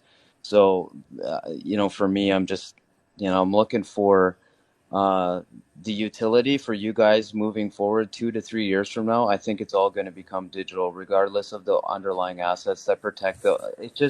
It's just a massive win for you guys in regards to risk on assets, right? So risk on would be the digital stuff, you Tito. know. Tito. I fucking Adam. Fucking Adam. I'm going to be fucking thinking about I'll this make. all the way. I'll get him to send me that NDA. We'll look at the white paper. I hate it. I hate it. I hate not having the ability to deep dive the shit, and then he just comes with tiny bits of information. Yeah, Like, come your on, your your come personality. on, You what is that personality type? It's like OCD. yeah, stuff like that. Yeah. It's funny. You It's gotta just have he the gave me facts. fucking. He gave me. It's a bit like, when people give you a jigsaw puzzle, but then take away 30 pieces of it, and like you finish it, and then you got 30 pieces left, and you're scrambling around the house for like hours and hours and hours and end. For them, you've completed it, you've done, but you just want to finish it just with them final pieces, but you're fucking rushing around the house. Then it just pisses you off, and you end up smashing the whole jigsaw puzzle on the floor, and then you regret doing the whole fucking jigsaw puzzle in Jenga. general. Yeah, Jenga. Yeah. Fuck, that's my mentality. That's A the little, best though. You take the emotion out of it and you become analytical about that stuff. It works out well for those who But as for like new opportunity, it pisses an analytical guy off for sure, big time. I know, because that's why I sign NDAs, because I'm like, okay, tell me. I want to know the numbers. I want to know exactly what's going on here. I want to know the people. I want to know everything. You know. he gave me, Didn't he gave didn't me, Adam he gave me say enough to build. Sorry, Miss Patriot, go for it. didn't he say like this had the potential or will likely or something to that effect flip Bitcoin? Yes, he did. So when you guys get those white papers, like keep that in mind, because I'd be interested in your opinions on that part. If you think, right, so on that thought process, Miss Patriot, I was thinking about that, and I was thinking about that up at the whiteboard. So XRP originally, right? Everybody understands this comment. It was meant to be of greater value, right? Because that was what everybody is. That's everybody's freaking motto with XRP. That's the reason why everyone thinks it's a 10k coin, right? So if you take that motto and realign it to what he's just said, which is supposed to be greater than Bitcoin, then if you think about how much money the banks do move, but it really comes down to the total supply, how much is in escrow, and how quick you can burn it off. So if you think about the amount that's minted, and then if you can convert it to the stable coin and burn it off even quicker, so more people then invest in gold and create the stable coins, then the quicker the burn process is, because that is the downfall of XRP. If you ask me, there is no real burn function on the XRP. It's too small. The drops that are burn off means that it's 3,000 odd years before the 100 billion tokens of XRP are burnt off. So the burn function on XRP stops it from increasing in price because of the slow burn rate that it's on. Whereas this token has fixed that issue. It's created a burn ability by the users. So the users can create the burn function and actually hold it in its stablecoin value of gold.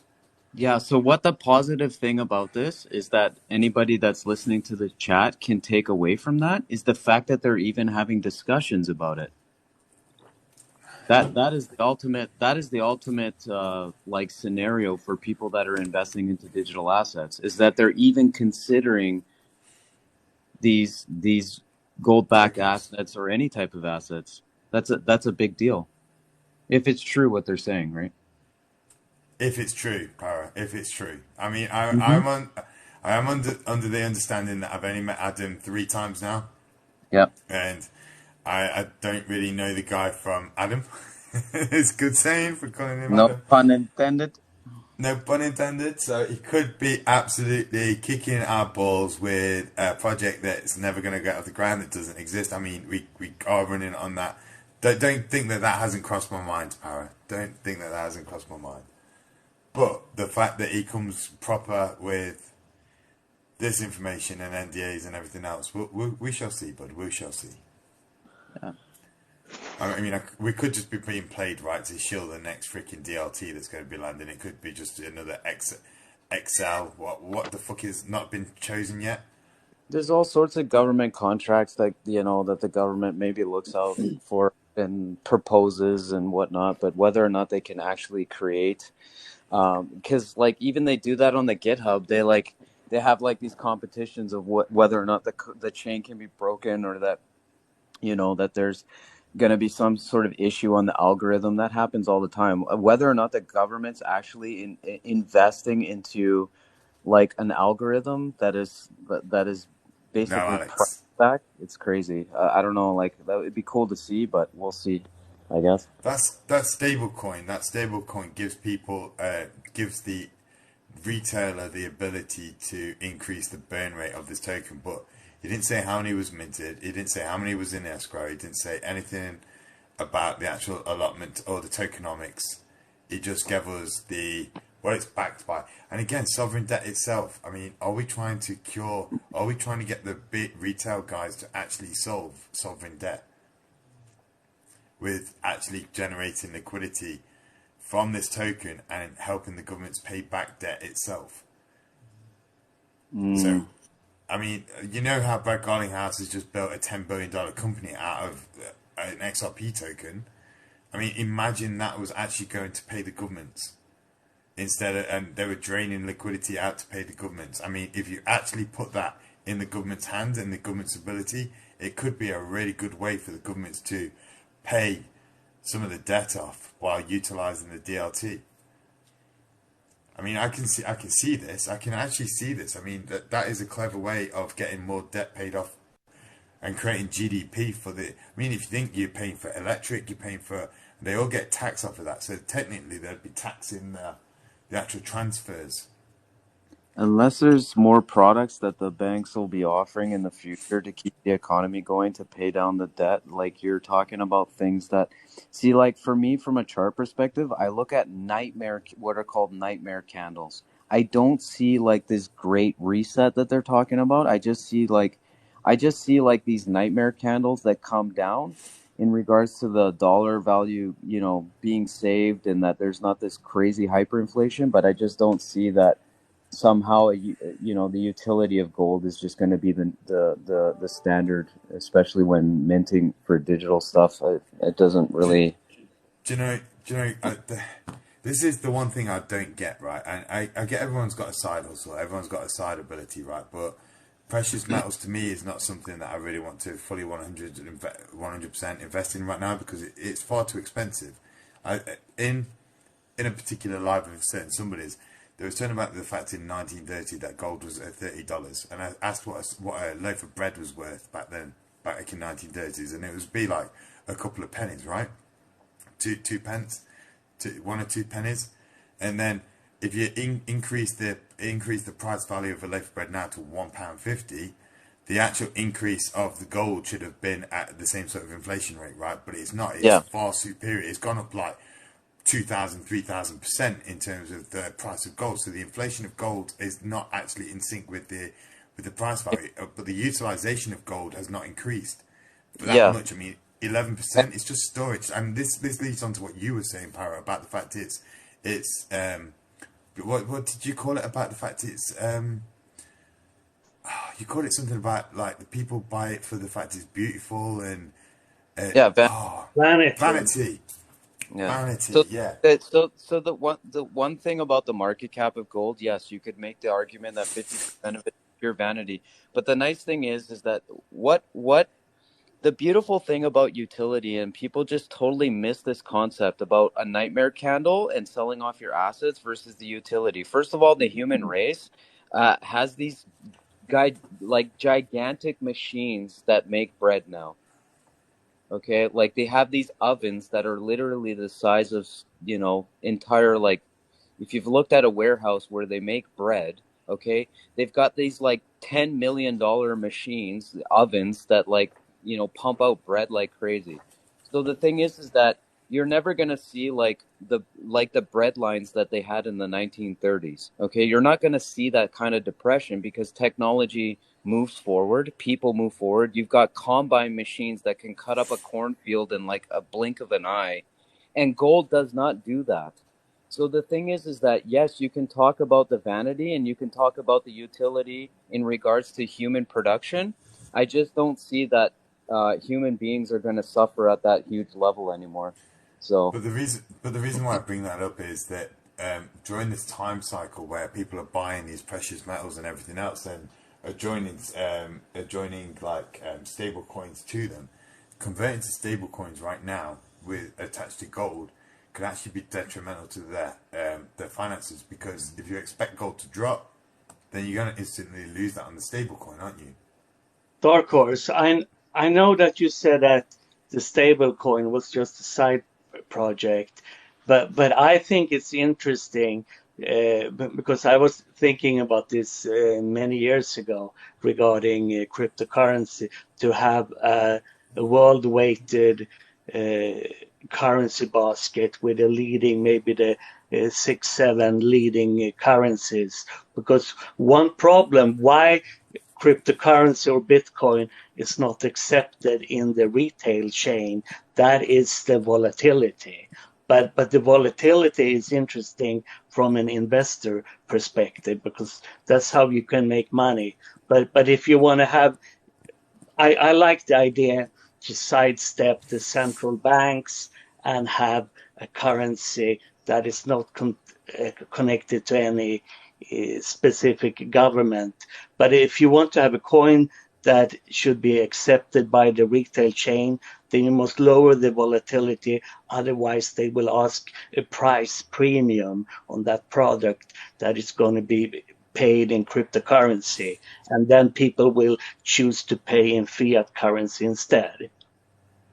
yeah, for those of you that are making the argument in the chat about like gold being 11% utility into electronics, like silver is used way more in electronics than gold. It's not an argument for market cap and it's not an argument for trade. No, para. The argument was that gold is used heavily in electronics, so I said only 11% of it was actually used Yeah. in electronics.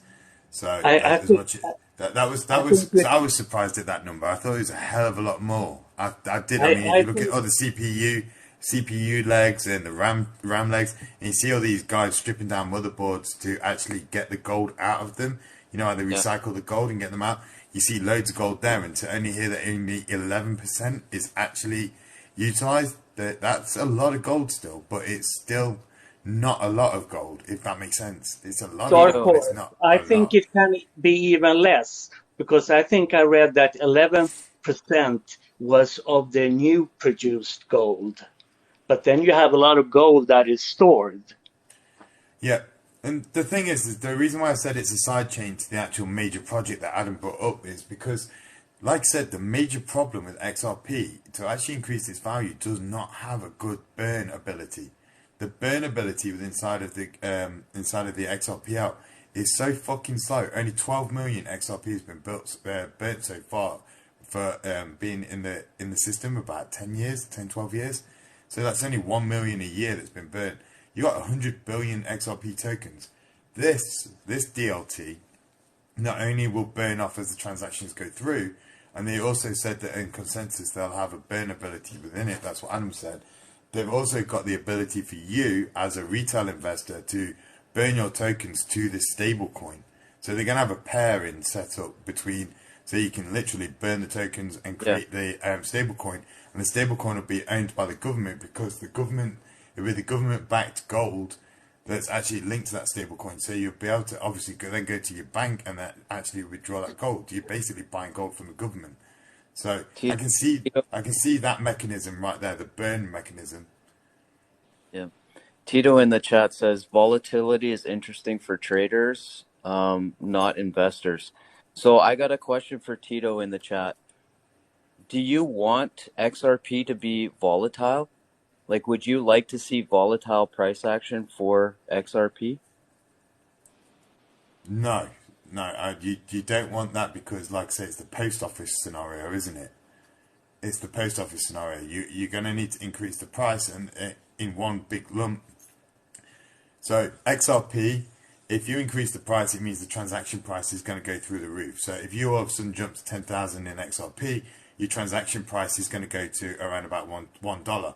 And now, if you was originally paying 0.0003, and then all of a sudden it jumped to $1, you wouldn't be happy. You wouldn't be able to forecast your transaction costs. You wouldn't be able to take that into account when you're trying to run your budgets or anything like that. So you'd need a consensus. So you'd need to have a stable-ish value. They won't care about a decimal place, but if you jump it to a massive amount, they will care. So what you'd need to do is you'd need to actually increase the price of XRP in one go, and then you'd also need to then get consensus to change the amount of drops utilized on the transaction process itself at that same time to lower the cost back to what the banks and everybody else are using it, so that they're not affected by the new price of XRP. So again, that would have to be a market manipulation done all at the same time to not affect the bank's overall value. Guys, correct me if I'm wrong.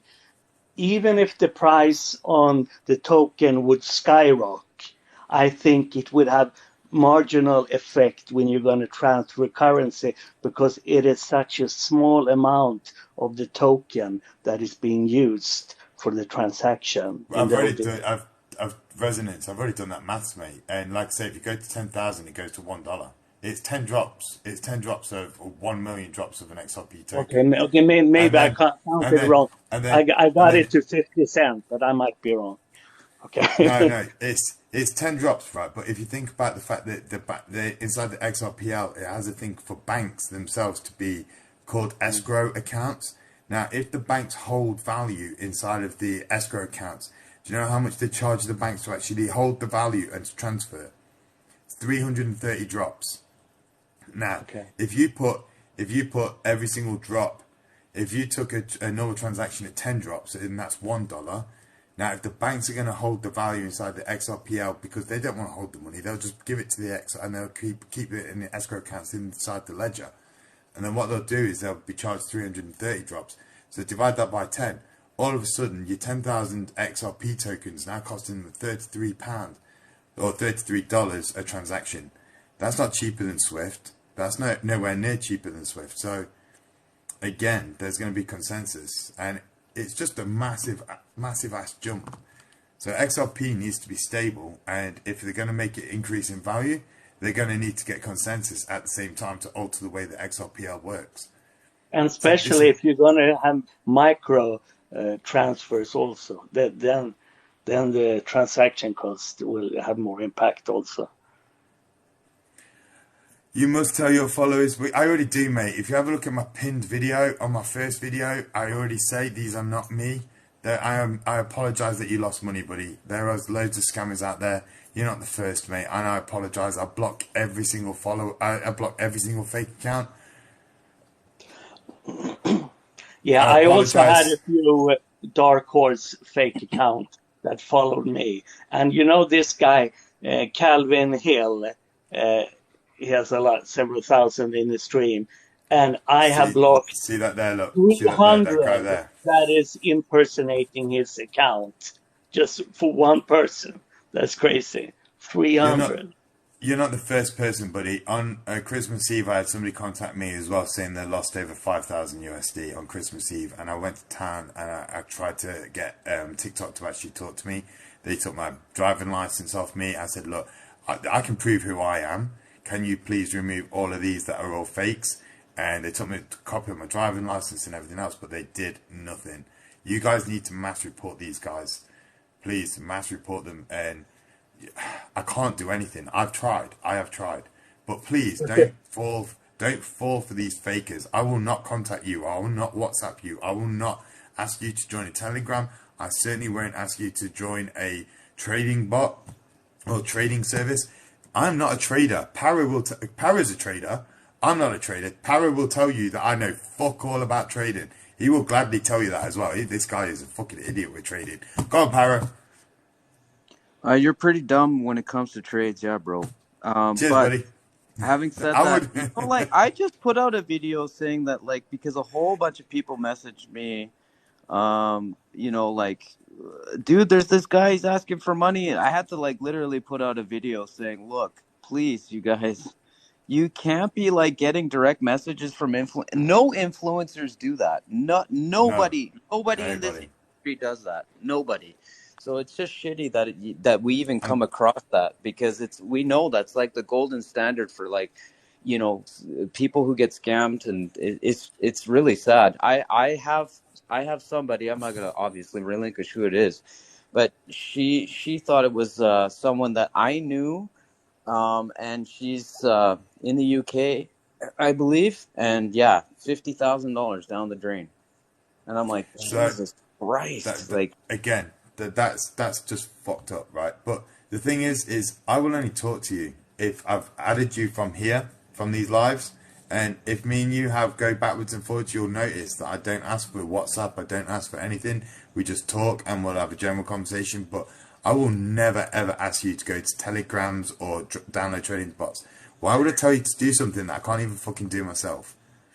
The problem Honestly. is that it takes so long time to report the accounts, especially when they are It takes 2 when you seconds. It takes yeah 2 seconds to report them, but it takes them. yeah, I yeah, have but accounts. I have accounts that yes, I've but blocked if you're from gonna like a year, from like 3 months ago, last year, and they're still around and active. okay. Yeah, but I mean, if you're gonna read, or sorry, if you're gonna write and explain to them what it is, because usually it doesn't help, then it takes long time, and you are flooded with those accounts. So I gave up after a while, so I just blocked instead. But it's sad to see. You see these fake accounts. Sometimes they have more followers than the original account. yeah, my Instagram account has way more followings than some of my TikTok. Yeah, it's crazy. I don't There's have a an really Instagram. easy way to tell. So like I was in this one dude's live. He was doing charts and stuff, and I followed him, and immediately 25 bots followed me back with his same profile picture. So I had to go block every one of those. But if you follow someone and you think they're following you back, please take a second to look and make sure it's telling you you are friends now. If it doesn't say you're friends, that is not them. It will ask you to follow that person. And if you've already followed them, like, don't buy into that crap. Like, it's I'm total I'm just trash. gonna I'm just gonna apologize on TikTok's behalf, because they do need to do better. But I'm sorry you've lost that amount of money, buddy. But you must do your due diligence. You must. If you're investing your money, you must do your due diligence. Where your money's going, who you're speaking to, and why you actually believe in a person in the first place. Just do that due diligence, buddy. I'm sorry you lost your money though. I Yeah, it's apologize quite on sad TikTok's that behalf. TikTok don't do more about it. Right, so back to the conversation at hand. So, yeah, looks like XRP is not going to be doing all the money, guys. That's what you Well, can he take from didn't that. say there was going to be like other coins, right, or whatever. Like he alluded to the fact that this was not one single coin. And then he also made a point of talking about not just gold, but the other precious metals and things. So I'm wondering if they're working. I mean, obviously, this isn't just one thing. There'll be multiple companies that will be running this DLT, right? But the thing is that I'd be very surprised if they had a retail company actually up there alongside of, unless it was a specially made retail company to do this. I don't think with the CBD, with the central banks and the government owns gold. But again, we're just theorizing on speculation of information, right? But at least we know the type of mechanism for the burn rate. At least we know the type of DLT it's going to be, and we also know what it's going to be functioning as. So we can definitely help just nerf some of the rumors for XRP. That's all. So XRP is still going to be used. It's still going to be used as the main banking sector, and possibly DH, make sure you tell Zach so he can lower his buyback. I'm not going there, mate. Like I said, do you know what? As much as they're laughing about this red folder now and all of this, I hate to say it, but that red folder might come back and haunt. That's all I'm going to say. Let's move on from that. Edwin, XRP is going to 10 grand a coin. What coins are on the fridge? There need to be deep dive, guys. These are just ones that I've been talking and fishing around for the last month or so, right? So, Ajax, Nunet, Token Bot, DBC, Keeper, Kilt, AXL, Met, CXO, Jasmine, AMP, MNW, XCN, DAG, GNO, CFG. Those are the ones we've got a deep dive. Those are my ones that I'm liking past the people, but I haven't done any deep dives on these. Yeah, Hayden, I can't wait. I've got a lot of XRP. I can't wait to sell it to Edwin. Stegman, we're all friends. We're all like linked to each other in one way or another, and we all like each other's content. Although some of us don't like everything about the content, but it is what it is, right? Even holds XRP, guys. XRP Healthcare Thoughts. We did a run through of that. It's only got one pharmacy attached to it, and it's in Texas. So to me, it's just like maybe I wouldn't. I'd do some mega research into it. I didn't like the fact that on an actual white paper, it was a glossy presentation and it had cannabis leaves all over it. I'm not being funny. For countries that don't allow that and it's a Class C drug, it would not actually be represented very well for a company to invest in. So they've got a bit of a marketing issue with their white paper. Yeah, that's a kind of a red flag for me. That's what I'm saying. So in the UK, it's a Class C drug, and therefore you're promoting drugs. So if you're calling yourself XRP Health and it's supposed to be for the world, you kind of want to make sure that you stick within guidelines of everybody's country that's going to probably be buying into it, right? So these are points that you've got to look at. Otherwise, it's very locally focused. I have a question for Tara. Hi. So I know that there for a while, a lot of influencers were talking about XRP and how it didn't really follow the trend lines for Bitcoin. Did you ever see anything like that you would have an opinion about regarding whether or not this next coin or whatever it will be relative to XRP flipping that market cap or whatever? Yeah. So when you have a situation where it's going to be looked at from the government's perspective and it's not available to retail, then I don't know what would stipulate the price action if it doesn't go on an exchange. And during the process of making sure that the chain goes onto the exchange safely and can be traded safely, then I don't see it being any different than the overall confidence of the market cap suddenly just jumping up to whatever they're stipulating, 1.7 trillion. There has to be some sort of underlying asset that gives it that value, which is then pegged against the US dollar, or what you would call the stable coin at that time on the exchange, and what it's being traded for. So, no, I don't. Cara, hear me out on this, right? I have a stable coin and it's linked to a gold token and it's linked to gold. I then have a stable coin that's linked to USD. Yeah. Right? Gold starts dropping. Is it now a stable coin? Because it's not stable. It's now dropping. That's the whole argument that he made. So the whole argument is that if gold starts dropping, that there is some sort of what they would call safety protocol to take the algorithm to either buy up more asset to keep it stable, or not. So if gold starts tanking, yes, that thing becomes very illiquid and it becomes high risk at that point. So, so in actual fact, it's the stablecoin value that's going to be algorithmed in, isn't it? So, if price of gold is 1,700, and then they programmatically keep the algorithm to keep that token at 1,700, it's then going to have to keep buying gold, and then it's going to be like 1.1 ounce, 1.3 ounce, and then it'll go back down to 1 ounce when it becomes back to 1,700, right?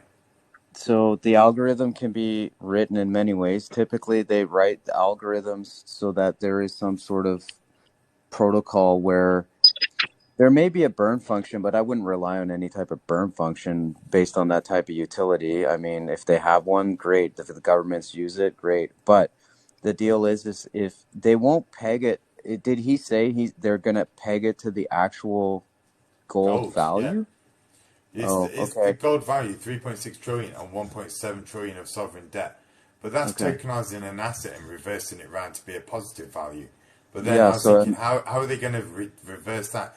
So you're They're basically buying okay. bonds, aren't you? Well, yes. So at that point, yes. So what there would be, what would have to happen in the algorithm is that there is some sort of protocol where it will automatically buy up another asset in order to hedge for the stability of the coin. Automatically, they have those coins, even like fixed lending, variable lending.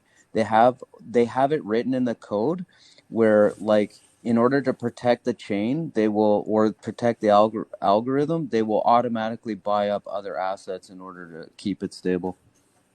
So I'm thinking, why have gold pegged to it?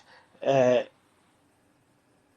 I'm Because thinking, because oh, because listen, of course, because it's 20 trillion in market cap. That's why. yeah, yeah, but I'm trying to think loud here because some central banks have gold reserve, but on the other hand, it's the currency is not connected to the gold. I was thinking if that could be the reason, but otherwise I don't understand why gold, because I think it would be better just to connect it to a weighted currency basket instead.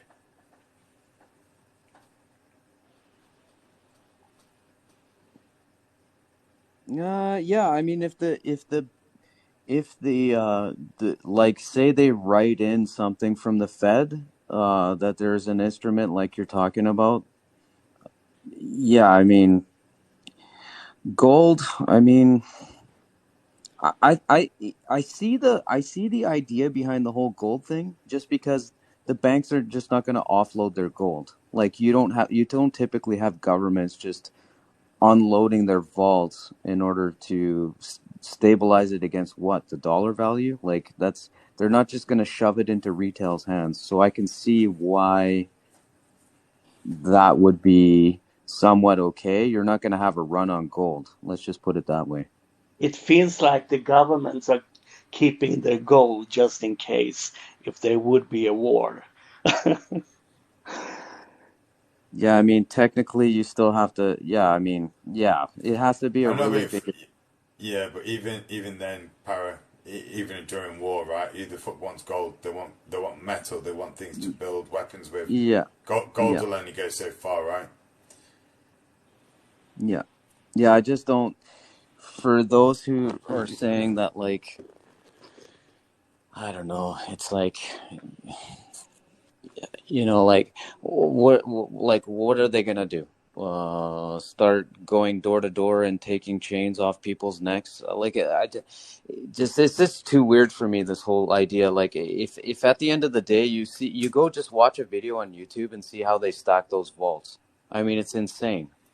It's Like, not the even. market cap is insane.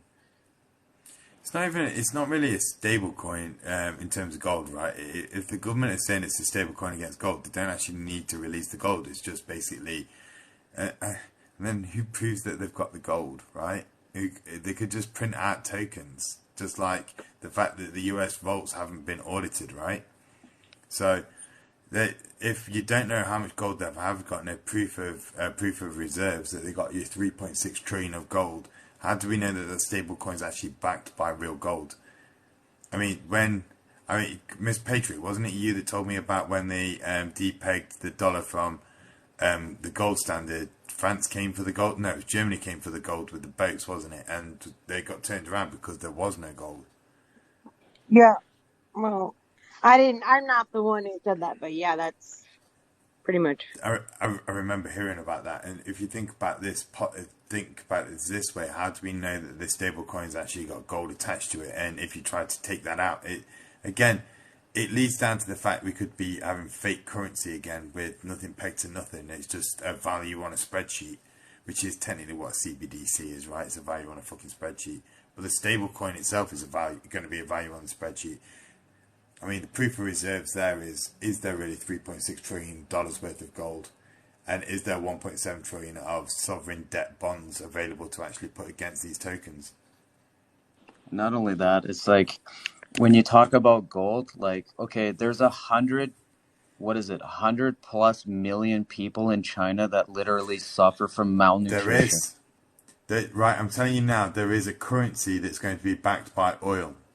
Go Google it. Go Google it, Rusty. There's a currency. Well, you know what they say. They always called oil black gold. That's right. Liquid gold. There's an actual currency.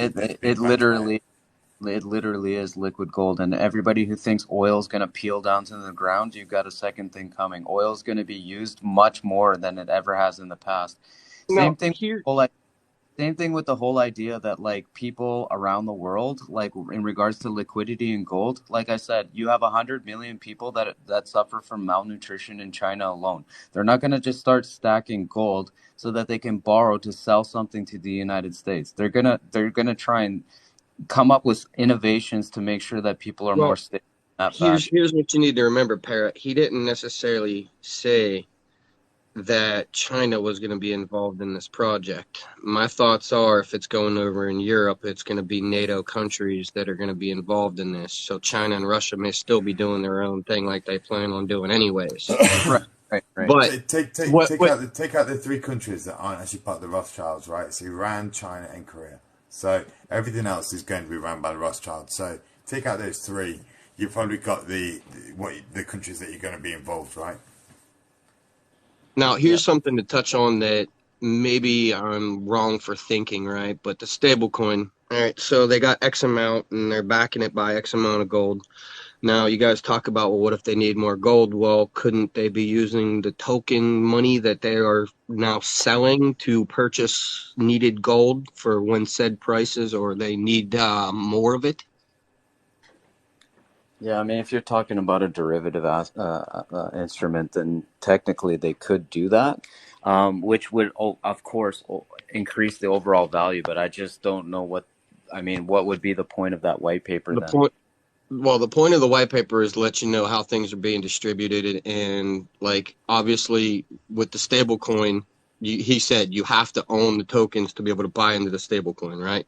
Yes, now, the tokens are going to be where we can make our money. The tokens can be where we can make our money because obviously if it's going for anywhere from $5 to $15 start off, the want and the demand to be able to buy those stable coins is what's going to lead the price up of the tokens. So yeah, you can 5x, you can 10x, you might be able to 100x. We don't know. So you can still make the money on the tokens, but then like I said, the gold can then be now bought with that stable coin or with that token money. So if they need more of it, that'd be the burn rate of the tokens itself, right? But then you've got a danger, right? This is the only downside to this danger. What was if everybody then starts converting all of their tokens into stable coins?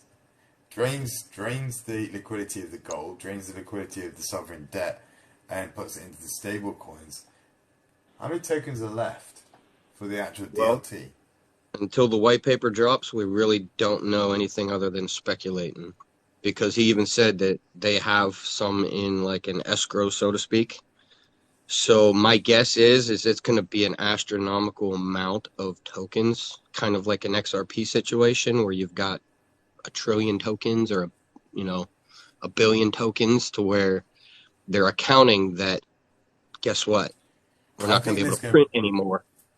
Yeah, I think there's going to be a max supply of stable coins as well. I think there's got to be a max supply because otherwise, if you're burning off too many to get the stable coins, but then maybe you can sell back the stable coins to get tokens back or unburn if you want to go back into the.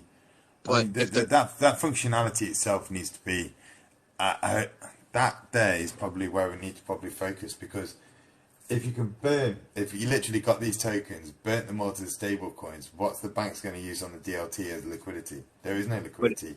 The here's the tokens were thing: is that burnt. if there's multiple countries doing this, not just one, you need a higher amount of Trillions. stable coins Yeah, because of the but fact that there's multiple countries. Look at just what, United States or say some, country in Europe. Those countries are going to have a large amount just for themselves. It's going to be spread out amongst multiple countries. Well, it also depends on how that stable coin is being used. Well, from my understanding, the way I'm taking it is basically you're buying a chunk of gold. yeah, That's pretty much it. And at that point, but like I said, the reason why I say there's got to be a limited amount of stable coins is because that value there that he gave me is finite. The amount of tokens is infinite, but that amount that it's backed by is finite. There's only 3.6 trillion of gold. There's If only it's just 1.7 trillion of sovereign. As soon if as it you've printed enough stable coins to take that finite value, you cannot produce any more of the stable coins, right? so okay, but that's the whole thing about actually own it. Okay, so like you can buy what is it called? My brain is fried. It's 1 a.m. here. You can Mate, buy I'm Jew as well. I hear you. you can buy like in Canada. You can now. This is one of I think 3 countries where you can actually buy. Oh, I lost my head. There's what is it called, you guys, in the chat, where you can actually buy right from the exchange. You can buy it's not a derivative. It's a damn it. Anyways, Are it you acts talking like about if the it's spot, buying. What's that? the spot market, or? No, it's not on spot. You can actually buy it as though no, it's not an Pax IPO. Gold. Are you talking about Pax Gold? No, you can if the stable coin is acting as though you buy it like an instrument in Canada, you can buy it as though you're buying Bitcoin, but you're not buying the actual Bitcoin. What is that instrument called? For I'm God's not sake. Is it Wrapped. derivative? you're not It's talking not. about like wrapped. No, it's not wrapped. That wrapping happens uh differently. It's not wrapped. It's you can buy it as though you're buying a stock. What is that called? God dang it. I've lost my mind. Mate, you carry on. I I need to gotta pee. look for it now because I'm done. Hold on. Are you thinking about something that is representing the asset, like a certificate? Yeah, it's not a bond. It's not a Like an contract. ETF? So if it's being bought, it's exactly like an ETF. Okay, I mean it's just acting as a certificate for the deposit. Then yes, then basically it's like you're buying that asset. In it, if Bitcoin goes down, then the actual asset of that will go down as well. So, but you're still just buying that contract. You're not actually buying the underlying asset. So if that's how the algorithm is written, then yeah. So. See, I still don't understand how there can be a finite amount when you can't control another country wanting to purchase more gold. That would be like you telling them that you can't purchase any more gold because we're at max. If you've got multiple countries in there and they have the availability to buy gold, let's say gold takes a shit and goes down to like 1100, like you said, right? Well, then guess what? Why wouldn't you buy it up? In the fact, knowing that there's a good chance it's going to go back up at some point. And if you're at max supply, you mean to tell me you're not going to be allowed to buy that at that discounted price? For me, I kind of just simplify it down to supply and demand. So I wish I could make a big deal about, even if this product does come out into the market, what kind of consensus model or algorithmic model they're going to use in order to keep it fluid. I don't know. To me, it just sounds like a little bit of hokey Well, pokey. if you think about it, then if you think about the way that they've got $3.6 trillion in reserves of gold already to back the stable coins, so they'll have them. But the minute you burn off the tokens, you've created liquidity for them to buy more gold. So I assume that they could then go and buy more gold and increase their reserves. But they've got a problem. The Basel IV document states that they've got to have like one times, because they've got to go through the risk assessment and the stress testing as well. So they've got to have more than 1 to 1. It's got to be like 1 to 2, 1 to 3%. And they've got to have the ability to, if they have a run, they've got to have the supply ready to actually be there.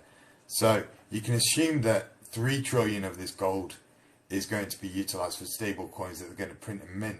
Then they're going to have an algorithm.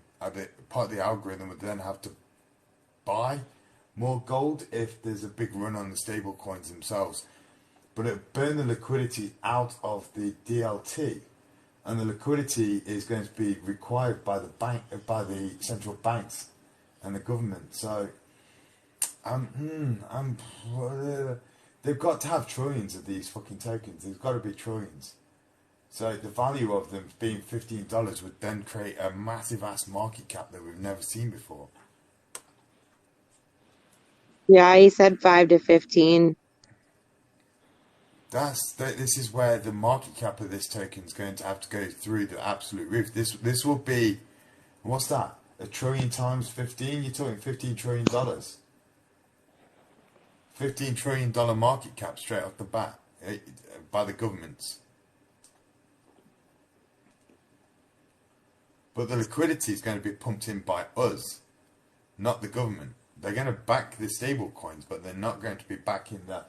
So are they expecting us to give them $15 trillion? That's going to, we're going to have an XRP thing here where everyone's going to think it's going to be worth $15 and it's really going to stable around about 20 cents.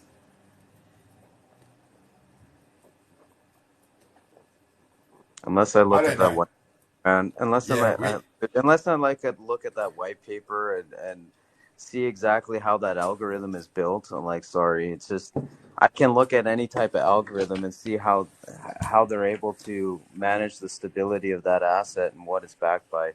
But like in regards to actual liquidity, like you don't just create a market cap out of thin air on a stable coin. I don't know how the governments would agree to that, even if it is backed by gold. It well, sounds a no, little. the 3.6 trillion is going to come. So if you add this up, right, 7 plus 6, we're looking at 13. So with 4, 5, so we're looking at 5.3 trillion market cap instantly added to. But is this going to be a CBDC stablecoin, or is this going to be a stablecoin that's actually a crypto asset? I mean, because we know that the CBDCs aren't classed as, and they could make a CBDC stablecoin. Yeah, Because we so know that's already been done. you'd So have to have 3 components. You'd have to have the gold, you'd have to have the stable coin, and you'd have to have the actual coin that is being traded in order to get the residual from that actual asset being utilized. So if there's some sort of burn function that happens and it's yielding the yield is going back to the token holder, then I could see that the token would go up in value. But I'm if it's pretty just sure. another instrument to buy gold, I mean, to add to its market cap and then create liquidity, I just don't know how that would work. I think it's, there we go. I think it's going to be CBDC backed by gold, which would mean the liquidity of the CBDC. So that $5.3 trillion wouldn't actually hit the coin market cap because it wouldn't be a crypto asset, right? So you'd actually burn your token and then it would become a CBDC gold backed CBDC. So you'd technically be buying, because if the government's involved, then it would be a government ran CBDC backed token, right? So we can assume that the stable coin for gold and holding sovereign debt would be a CBDC stablecoin. And if we look at gold backs, it's here. There is an actual gold back digital coin right here. The only time it becomes a Central problem is bank. when you, So here it is: central bank digital currencies in gold. Implications for reserve managers. So, and it's from the OMFIF.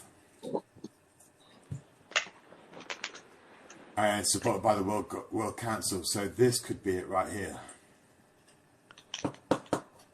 It's a PDF. So this could be the stable coin. So that's 5.3 trillion that won't be hitting the crypto assets world. So the only thing that's going to be hitting the crypto assets world would be that actual token that's going to be out for the retail. Sorry.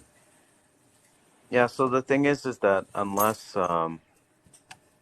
you've got, and the only time it becomes a problem is when you start adding instruments on top of it, right? So, if they've given permission to the banks to say, okay, now you're holding this CBDC, it's backed by gold, we'll let you to borrow against it, then I could see something happening. But regardless, I mean, it just sounds like another instrument in regards to, yeah.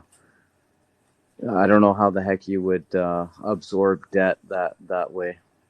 It just sounds weird. So he said the stable coin was going to take another 4 years or something, didn't he? He said the DLT is ready to go, but the stable coin's got about 4 years worth of rebuild to go through. And the CBDC side of things is definitely in traction. But I remember looking at the what was it? The Basel? Yeah, it was the Basel 3 document on CBDC. It's on my link tree, and there was a planned launch of CBDC tokens by all the countries, and there's still got a lot of information left to go on the. I mean, the UK hasn't even started building. I know it's trying to build its digital pound now, but that's about 2-3 years away. The US is still trying to build theirs, but again, if they rush it. Dark Horse, I just wanted to burst the conspiracy balloon regarding Rothschilds. There is not a single Rothschilds that is on the Forbes 500 list. And I'm going to tell you this right now. Why do you think that? Why do you think they're not on there? You tell me. Oh, bro, you're digging down a deep rabbit hole, bro. There's a very good reason they created that list, and that list is not for them. It's for you and me, my friend. Sorry.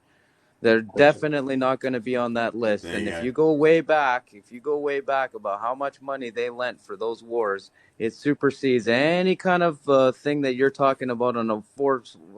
Okay, if you just go back to the first war, and you talk about how much was actually funded to make those wars happen, it supersedes any Forbes 100 guy times 1,000. Okay, so But trust me, but you you- got but that much. from a Right, so historical your perspective, resonance, their your wealth resonance, has decreased your resonance. tremendously.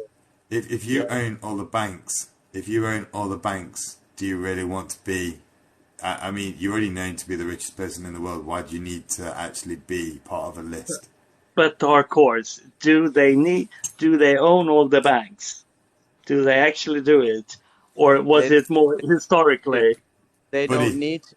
They don't need to, my go do friend. your research on that. Go do your Yeah, research on they that. don't That's what I'm need going to to. say. If you can pin countries against each other, okay, and you can create a group of men that can create a total private institution to run a country, I'm sorry, it far exceeds anybody that's on a Forbes 100 list. Okay. The Let's Ross, let's take that rabbit hole another time. 100%, mate. Because I've already been down a rabbit hole, and I'm going to tell you now, you won't like what you find. And you certainly, if you start posting conspiracy theory stuff all over your things on the Rothschilds, I can guarantee that shit will just get taken down straight away. No, I don't believe in conspiracy theories. Oh, That's right. really? That's right. That, that's right. That's because there's no such thing as conspiracy theory. There's no Just actual truth that you technical can't name prove. for conspiracy theory. You either conspire against somebody or you don't. It's not a theory. And when you Yeah, conspire countries, I when you know, conspire, but we know, we understand what we're talking about in layman's terms. but that's the whole point. It was a layman's term for the layman. So the deal is that if you go back in time and you see how much was funded for the war to take over other countries, money doesn't even come into the equation.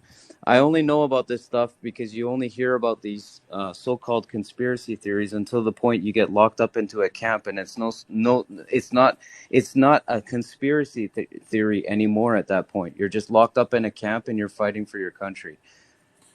See, this to me, the way I read this is we are going to be getting a CBDC with a store value of gold, right? And the way I research CBDCs for China is they have an SVF functionality. So, you know, I was saying, like, how do you then get your money out of the gold assets that you're going to be burning your value for? There's going to be a whole new licensing agreement come out for CBDCs called SVFs. And they are stored value functions. And what they do is they will return a value of a CBD to any sort of token or value. So over in Hong Kong right now, they've got SVF licensing for CBDC vouchers. So here we've got CBDCs as store value, and then we're going to be having SVFs licensed. So it wouldn't surprise me if exchanges have to be SVF licensed along with the MSB licensing for CBDCs and for crypto assets or CASPs.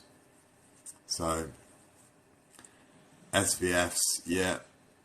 So if this comes to fruition with CBDCs backed gold, then that kind of makes all sense. This is the way the government's turning. So Adam's just brought to light the DLT transfers and a burn function for CBDCs. But this is gonna fucking be racking my brain all fucking day now. Guys, Fuck you, Adam. Fuck you, Adam. What do you think? If any of these people are listening that gave Adam this shit, fuck you too. You've now fucked with my brain for a day. You owe me. You owe me. You owe me. I thoroughly appreciate you all. I mean, I cannot believe I sat through this for the last couple hours, but I gotta bounce. So, but I do love all of your insight, Para. It is so valuable. And Dark Horse, thank you for being here and at least giving us something to look forward to. Para, you got insights. I just got. Thanks for being here. Miss Patriot, thank you. I have a thing for Para. I have a thing for Para. Like, thanks for being here. Fuck you. No, I just broke down the whole of Alex's whole freaking white paper, and I got thanks Dark for being Horse, here. you got nice hair. Your haircut's wonderful. I'll add that. I love you. Good night, boys. Good night. Good night. You know how you can go off people. You know how you can go off people, right? You know how you can go off people. Thanks for being here, Para. Thanks for being here and showing support for Para. Fuck you, Para. Guys, a question to you. What do you think is the incentive for the central banks to introduce the CBDC? Is it the control aspect? Because they can already control the money flow. Because here in Sweden, it's more or less a cashless society. I never touch money. But I understand, and I think it's crazy that if they want to get, and it will probably be that also in the US. And I think it's crazy if you get rid of the physical currency. But it's bad for the individual, but it's good for the bank. Because if we look at the Great Depression, when you had the bank run and everyone wanted to take out their money, now you can't take out the money because the money is locked in the bank system. So even if you're going to buy gold for your money, that digital money will come back into the system anyway. So the banks will be protected. Control. Para, answer this, mate. 'Cause I'm just here, mate. I'm just here. It's all Yeah, on you, no, pal. yeah, you know, I'm just fucking here, you buddy. go No. ahead. It's all, I'm just supplying the room, apparently. So Now this, listen. I'll give you a story. I'll give you a story. Huh? I'll give you a story. When you go buy your haircut, you know your beautiful haircut there, Mister Dark Horse. You go buy your beautiful haircut. You give the guy $50, and then you take that $50 and you go buy some bananas, and then the store takes that money and goes buys it wholesale. None of those with cash have a transactional value. They don't. The banks don't get money for that, right? Right? Every time a transaction goes through, a few pennies are licked off the top, right? Well, the people in control don't like that. So at the end of the day, if you've got a cash flow system, none of the banks are making money off their transactions. So the deal is that yeah, in a safe environment, they want that control, and they want those little tiny microtransactions to head back to them. well, every time you make a transaction, if you think about it, every time you make a transaction at the shop, your live has been flagged for bullying and harassment. Well, I'm the one being bullied. Fuck me. He's Guys, reporting me for bullying. Right, so, sorry, Resonance, let me answer. So, I just want every, to t- yeah, every just time, one short thing. The thing is, the majority of the banks in Sweden, they don't handle cash. So if I come with cash and I want to say I want to make a deposit, then they say we don't handle cash. I think it's yeah, crazy. well, the thing is like what Para was saying. Every single time you do a transaction, it's 2%, or depending on the type of card you got, 1%, 2%. I think American Express is 4%. They make that value off of using your card, right? But when Yeah. you use cash, they don't make any value. So moving to a CBDC or digital asset stops that from happening, right? They Yeah. will always make a transactional value from it. Now, if you And they take that also one, protect if you themselves from bank runs. if you if you also take that one step further, is the fact that everything can be traced, and then if you take it a step further as well, is you can even attach a digital ID to that currency that you hold, so you can actually say who owns what goes where, and where it's come from. So you Yeah. can actually see who you can actually trace back a CBDC all the way from its creation, and how many people held it, where they were held, and what was actually transacted from it. They can already do that at the moment with your transactions, but they can't do that with the actual note that you used. But they can And see the Dark Horse, transactions. all the way to Rothschilds, we can trace it. No, they won't touch your money, mate. They just basically take out a percentage. At the end of the day, mate, they own all the They banks. want micro percentages, and the thing is, the banks will support that, and that's the thing. Like, you're either on that one side of the coin where you're going to get taxed on your assets, or you're going to work against the system and say that there's going to be cash flying around the society. I'm sorry, but if you're taking the cash route, okay, you're going to get left behind. Simple as that. So I'm now telling you. we see movements are starting because people are protesting and they want to keep their physical money. Come on, guys. You've all seen, is it Superman 2, where the guy says he basically takes the percentage of, he takes the decimal point of a penny. Yeah. You remember the comedian at the start, Yeah. the black guy with the moustache? And he's like, he literally takes the percentage of the penny off everybody's wages. And he goes, this is my salary check. And then he goes, and this is the one with the like pennies. Yeah. It was like millions of dollars, because it was Yeah. like, that's basically the essence of what happens with a transaction. Every tiny little bit adds up and adds up and adds up, and that turns into a lot of freaking money.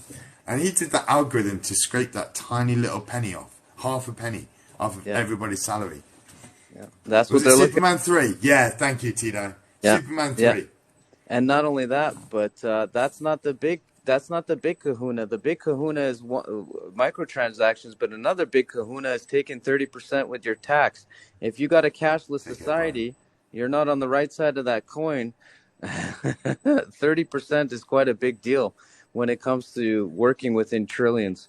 So yeah, you definitely want to be working within the system of digital in the future, regardless of it. You know, the experiment of cryptography being the breadwinner.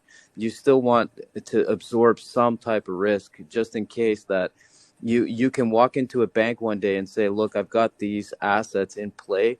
Obviously, they're protected. Your institution bought it up what do you think about giving me a loan on whatever asset that looks like? That's forward thinking. Even though that they're going to tax you, and that tax money is going to be traceable, you kind of want to be on the right side of that coin. Because if you think it's going to be cash, I'm sorry, no data is supporting that it's going to be a cash full society.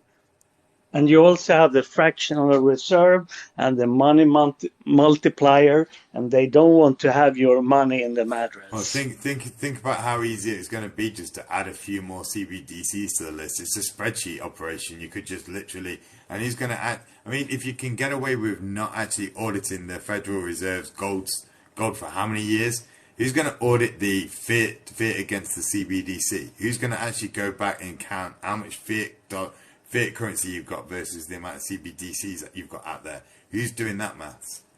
So one thing too is that if it comes down to the safety aspect of it, if they are holding your assets in crypto, okay, so the idea would be that they don't need to go through a lawyer. They don't need to go through any type of red tape in order to just seize your assets because you can't repay on your loan. But the deal is that they want a much more safer, regulated environment to pay back those loans. How do you do that? Well, you have assets that back it up, not just your labor. I think cryptocurrency is doomed if the politicians view crypto as a threat, because they don't want to lose control over the financial system. And you remember when Zuckerberg was going to launch his crypto project Libra, and he was interviewed in the Congress, and the politician said straight out, we view Libra as a threat to the US dollar. Of course they do. They believe all crypto assets are a threat, which is why they're trying to turn them into securities and commodities. At the end of the day, you're actually buying tokens for software. That is the 100% truth here. So you guys are just basically look at these graphs and charts and try and make money off it. But in actual fact, the underlying concept is software. You're buying software. That's the reason why I deep dive into software and I look at what it actually all means. Traders will only look at the top. How much is it worth? What can I make money off? What can I leverage? But in actual fact, it's software. So the next thing that's going to be added is software onto the stock markets. So I replied to you in the chat. The problem is it's difficult to fight regulations. That's the problem. Well, you got regulations incoming. But I mean regulations that not only regulate so it becomes safer and less fraudulent, and I'm for that. But I mean regulations that gets rid of it, that we have seen in some countries. Yeah, I mean, you've got the Securities Commission trying to do that already. But, guys, unfortunately, I'm fucked. So, I'm going to go to bed right now. I hope you guys have enjoyed the live. It's been very entertaining. It is definitely an eye-opening live. Hope everyone enjoyed themselves. And, Para, good night as well, buddy. Later, buddy. Thank you. Take care, guys.